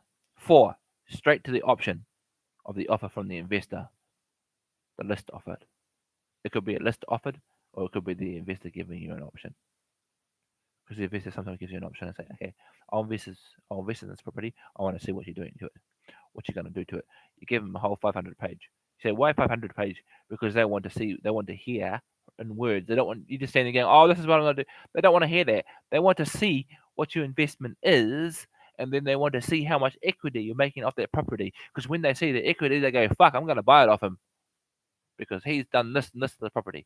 This is the photo of what him did to my property. This is before and after shot. This is the after shot. Damn it, I'm going to buy it off them. So majority of the time, they invest in you. You invest back into them. It's win-win situation. It's other people's money. It's not loan. It's not a mortgage. Okay, so the realtors of a multi offer system increases acceptance. How does it? Okay, so how does a multi offer system from realtors, right? This is a question. What is the multi offer from realtors system? Okay, so this is what happens. So what it is a realtor might offer you multiple offers. They might give you multiple offers. You say no. No. That's what realtors do. Realtors want to make money off you. They don't care about What you gonna do to the property? They want to give you multiple options. They say, "Oh, we got this house over here." Oh, we got. I said, "No, no, no, no, no. Shut up." That's what I say to the investors, realtors. Shut up. I don't want multiple offers. Why is that? Because you want to make money off me, and I ain't giving you a cent. I ain't giving you cash. I said, "Why not?" I said, "Because I invested in that property. That's my property. If you want it, give me an offer. I don't want your money in cash. Pay it to me in my bank account. If you want me to do a multiple offer, if you want to do it multiple offers to me, I'm gonna say no deal or deal. Impress me." But what I'm getting from these budgets offers on the website, on the internet, I'm making money off a $94,000 house. It's making me the equity will come to about 600,000 or $700,000. You never know how far. Depends on how long you had the building for. Most of my buildings are already sold before I have a chance to bloody live in the thing. Because my investors going, "I'll buy it anyway. I'll buy property." Okay, so move on. Okay, so the sale price. Look at the sale price. Number one. This is another one for number one. Number one, look for the sale prices. Make sure it's a budget website. Budget houses only. Two, option, payment.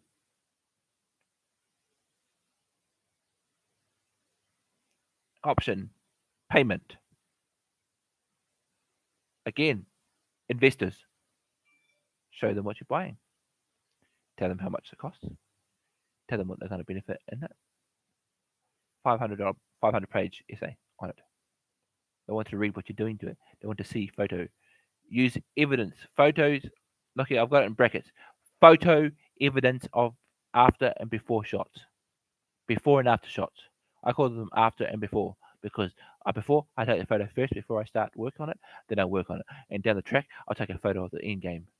The end game is what you've done to the property. But generally, what I try to tell you guys is make sure you refurbish the property because the majority of people will buy a property that's already refurbished. People don't want to go and buy new stuff. You just add new stuff to the property. You say you want it furbished or non-furbished or refurbished.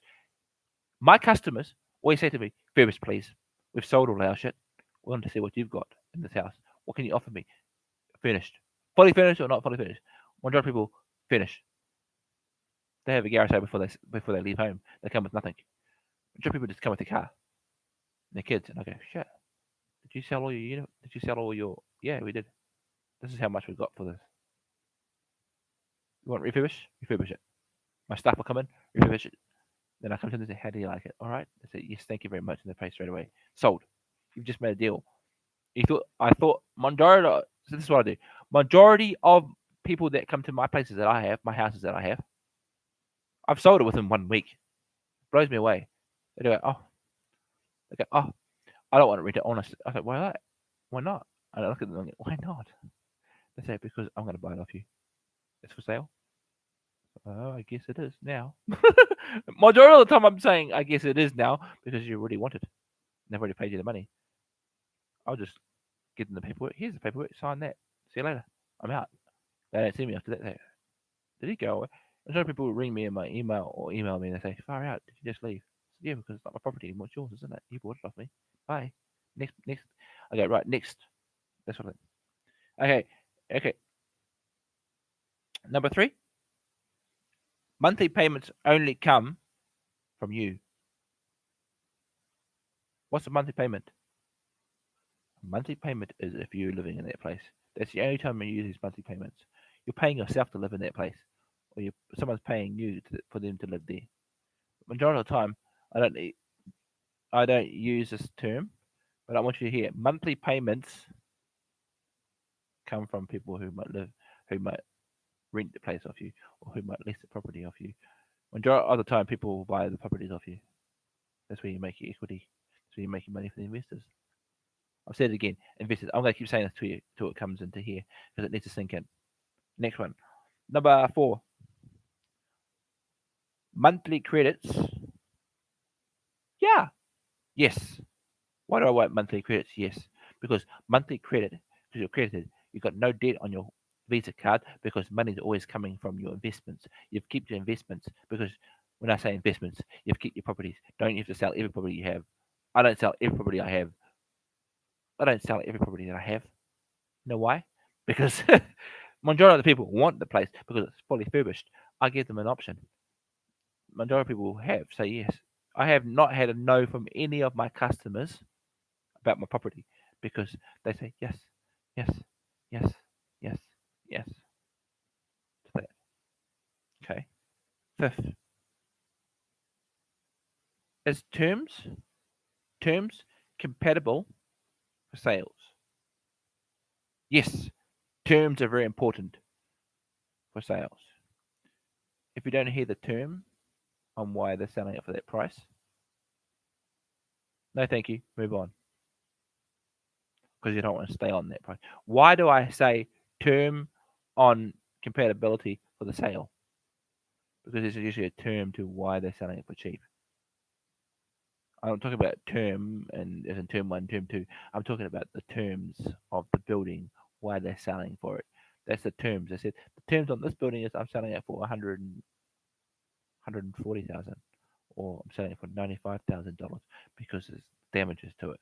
That's the terms that you use compatibility for sale. It's a compatibility for that sale. Why is it a compatibility for that sale? Is because there's something wrong with the building that you can fix using the investor's money. Majority of my investors come with me because they want to learn, and it's great for me because I've just shown the investor what I've invested in, and they go, right, I'll put it extra, I'll put extra in for you to furnish it. I want it now. It's sold to me. I'll give you 500,000 for it. You don't get it often, but often investors will want to buy it because they see the work. You put the work in. You don't just buy a building and go, oh, I sold that now. No, you get a building, you work on it, and you sell it. It's just like a car. A building's like a car. You work on the building, it makes you money. You don't work on the building, you get nothing because you're lazy. I don't want you to be lazy. I want you to be a person making money like me. That's why I give you all these tips and listings. Okay, so we'll move on. Right. So the next one, number we're up to. We've done terms and compatibility sales. Number 6, proposal. What's that person got for proposal? Proposal is what's that? Why is that property? You ask them, what's the proposal for this? What's the proposal for this building? And again, the prices are listed on the budget websites. Okay. Moving on to number 3, number 7. Current listings. Make sure the current listings are off the budget websites, budget house websites, because you can make money off the budget houses.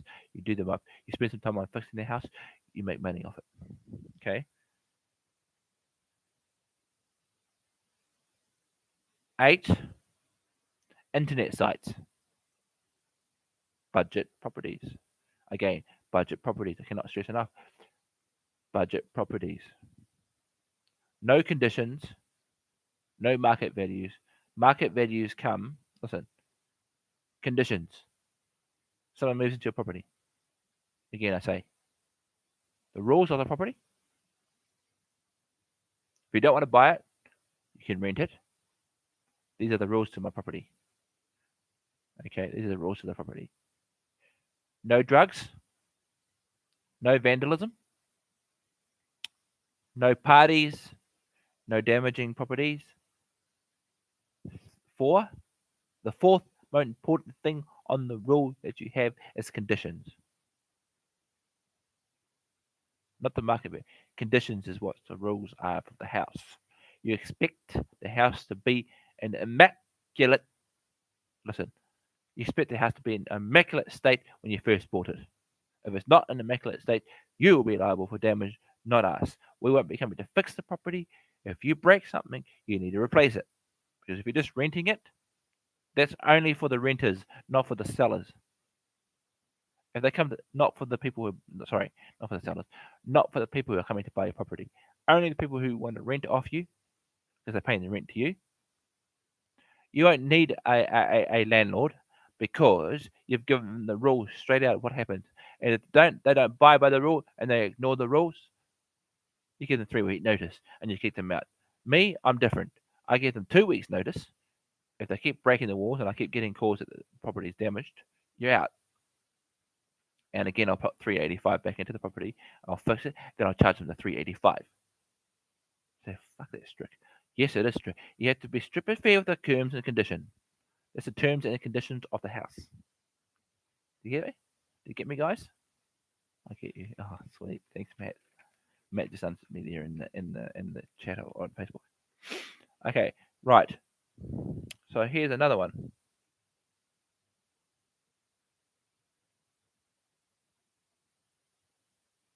How to lease real estate.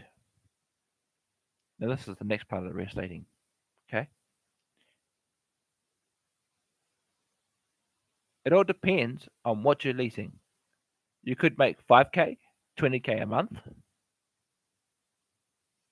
Step 4, the lease option. Offer the parts. Okay, so listen. Step 4, lease options are only if the seller, that's the person selling the house, wants a contract with you. That's only if the seller wants a contract with you.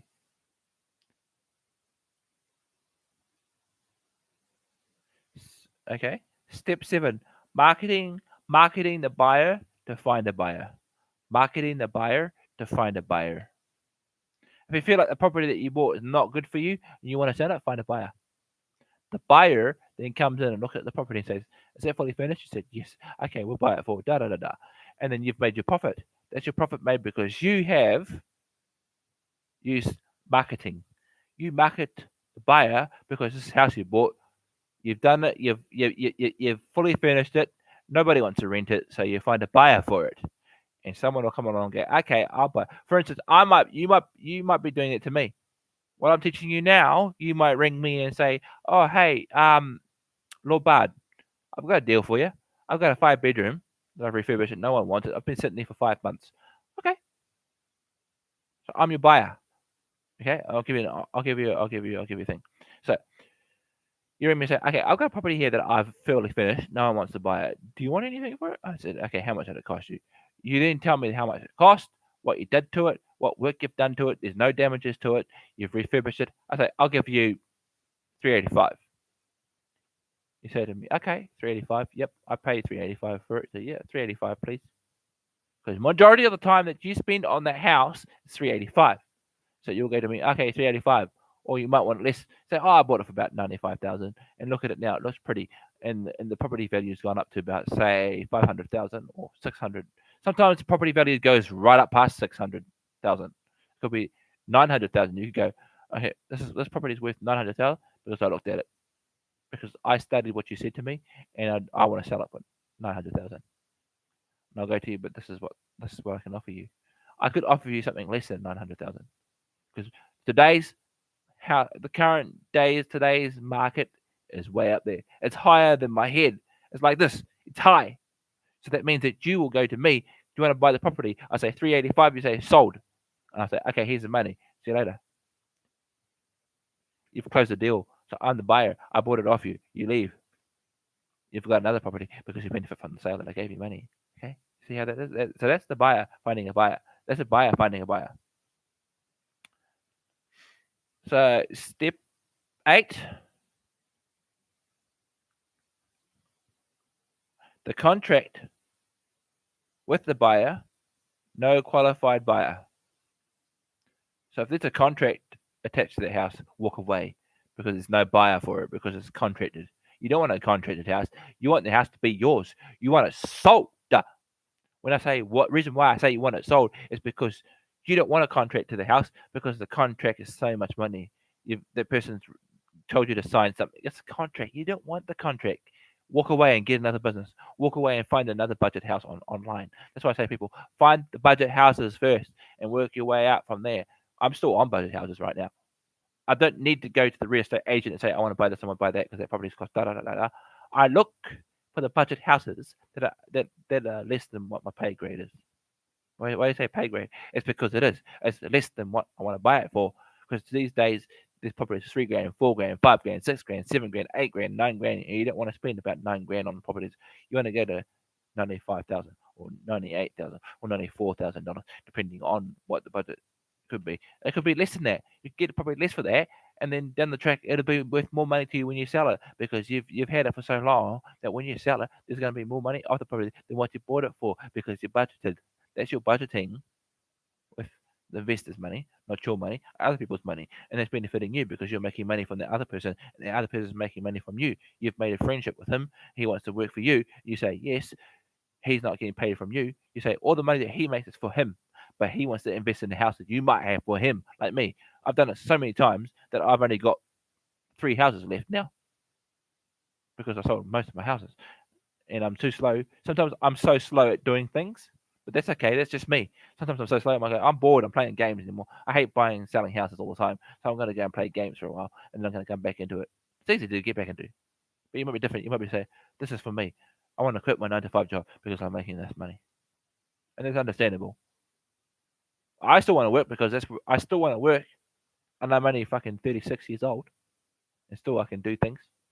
Still I can buy properties. I don't even know how to do maths. I just do what Robert Kawasaki says to do. Use other people's money. It's not your money. Use other people's money. You benefit from other people benefit from you. Let's go on. Let's move on. Where were we? I've just lost my place now. So listen. Real estate real estate agents? No. Because you already are the investor. Sometimes you might want a real estate agent to sell a property on behalf of you that take a commission. So no, real estates are out. New paper. What do you say by new paper? New paper means, listen, new paper. New paper is contract. So the paper that you write on is contract, not money. I'm talking about new paper contracts. Always make sure that when you're selling a property to have not a contract. What is it? Sorry. Yeah, new paper is the rules.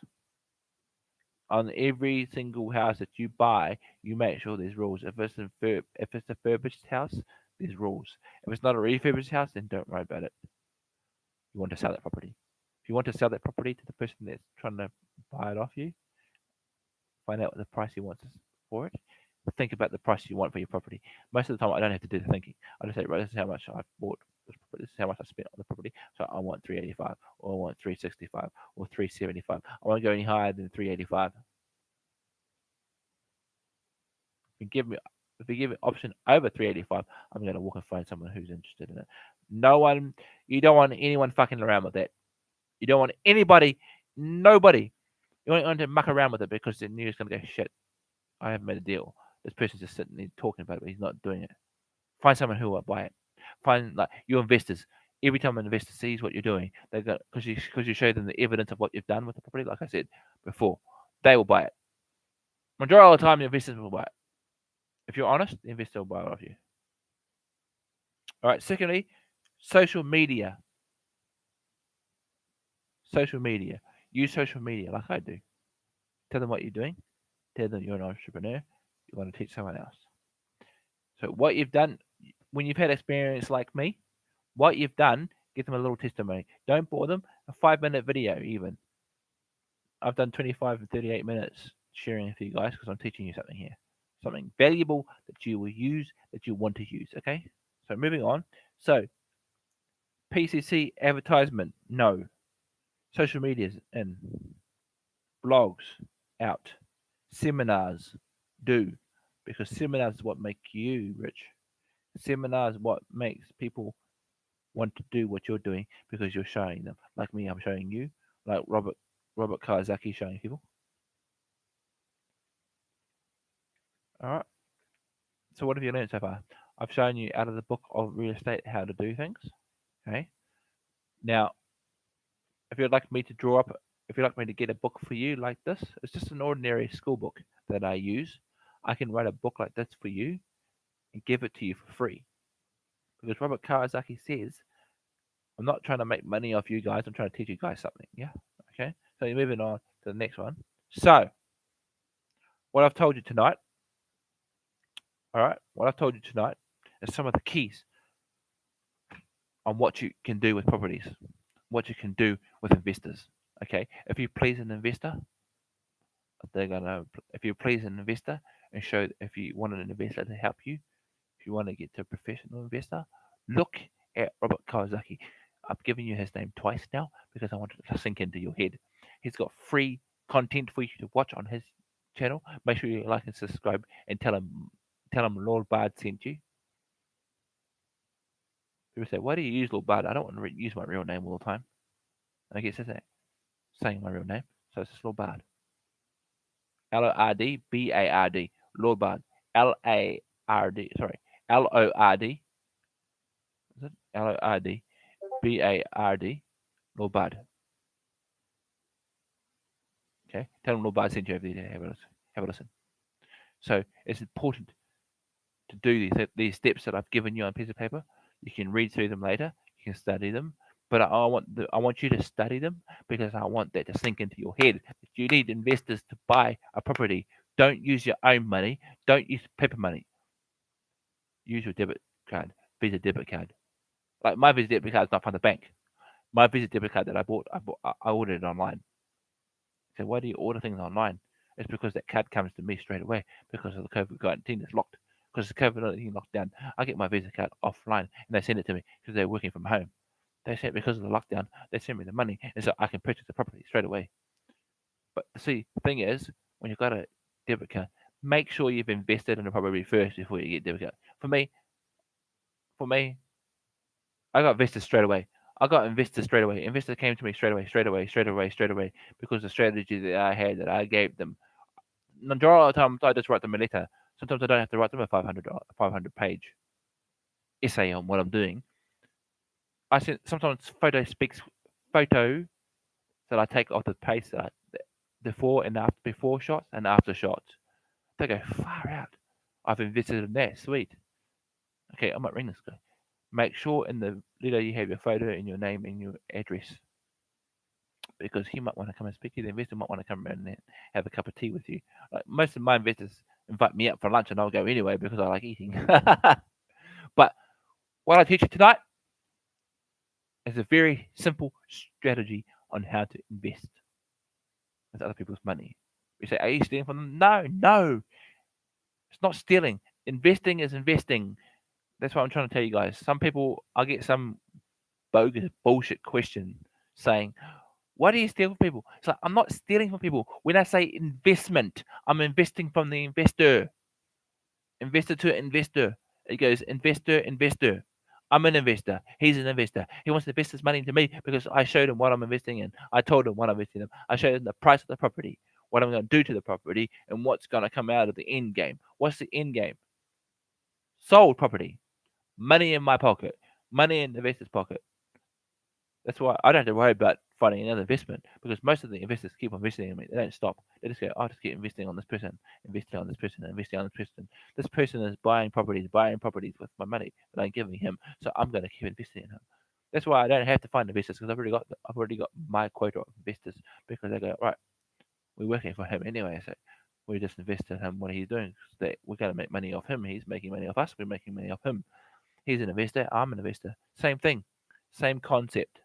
Okay, guys. I hope you enjoyed that. I hope you enjoyed that. I'm going to take a break on Thursday. Remember, on Thursday, I'm going to do another open hand workshop.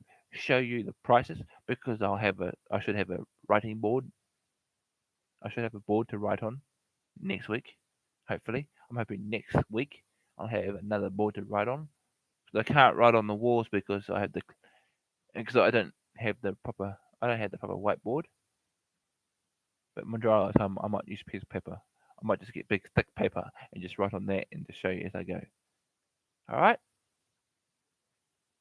So anyway, my name is Lord Bard. I'm an investor. I'm an entrepreneur. Told you the keys and what you need to learn on how to invest. If you're confused about the questions, look back when I upload this video. Look back on what I told you. Okay. Look back on your notes. If you've taken notes tonight, I see you getting interested in it, and I'd like to spend some time with you and talk a bit more about it. If you want help, then I suggest you email me. Okay, I'm going to give you my email. Okay, don't send me a whole big seminar on what you want to do. All I want for you to do is email me your email. We can hook up with an email. I can send you some videos. I can do some video mentoring with you because I don't usually do house calls because I feel that's not the appropriate thing to do on the COVID-19 lockdown. Okay, so what I'm going to do is I'll get you to email me at dukehop756@gmail.com. Don't just spam email me, just email me questions that you have. Okay, and I will sit down with you privately with your email and I'll email you some key things to do and I'll send you some stuff. I don't have a lot of stuff to send you, but I will send you some key words. If you don't understand what I said tonight, I can do a one-on-one with you through email. We can contact through email at dukehop756@gmail.com if you have some questions about what I said tonight, and I'll be happy to answer them. If you don't feel like answering them in the chat right now, that's fine. Please email me at dukehop756@gmail.com. I'll say it again so it sinks in because I might be speaking too fast for you. So it's dukehop756@gmail.com. All right. Send me your questions, and I'm going to say to you, please only send me 4 questions at a time. Okay. So 4 questions only. No spamming my email, please, because I'll just block you. So we don't want any emails that not regard to investing.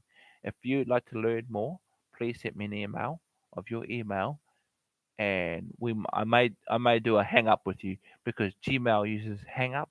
It's called Hangouts. I might hang out chat to you. I might surprise you and come on there and equip you with the tools that I've given you tonight. But I can equip you with a quick lesson. I can do a one-to-one tutorial with you on Hangout.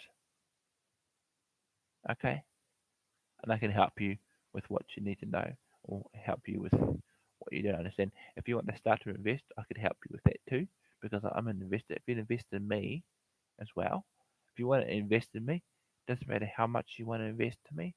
If you want to invest to me $500, I'll turn that $500 for you into an income of $500,000. It's easy to do. If I give you these steps that I've given you tonight, I can give you a tutorial, a 5-minute tutorial. It takes me 5 minutes to email someone a list of things they need to do to become an investor. Because you want to become an entrepreneur, hey, I'm only fucking 36 years old, and I'm doing it. All right. I have support workers come in and support me because I'm so busy. Sometimes I'm not home. Sometimes I don't tell them what I'm doing because I'm out there doing the work. I can find properties right now while I'm sitting here talking to you. So, yeah. Anyway, so that's my email. So go ahead and email me with your questions. I only want 4 per question. I only 4 questions per email. If you speak Chinese, email me English, and I'll speak to you in China. I could do a Chinese tutorial with you. All right. All right. So thank you very much for watching my live tonight. I appreciate having you here with me. There's one person in the room, in the chat. So thank you very much for joining me for this half hour. We've been live now for 27 minutes. So thank you very much. I'm going to take a long break. So we might talk again later on. We might see you on Thursday night. Thanks for watching. Ka kite apopo. My name is Lord Bard. I'm an investor and a entrepreneur. Again, if you've learned something tonight, drop a like on my video and I'll send you more. If I see a like, we're trying to get to 28 likes. If I get to 28 likes, I must surprise you and contact you on your page. I might send you some video content on your page. I might send you something on your page. You never know what happens with me. My name is Lord Bard, entrepreneur. Have a good night. Ka kite apopo. We'll see you on Thursday. Thank you for watching. Goodbye, everybody.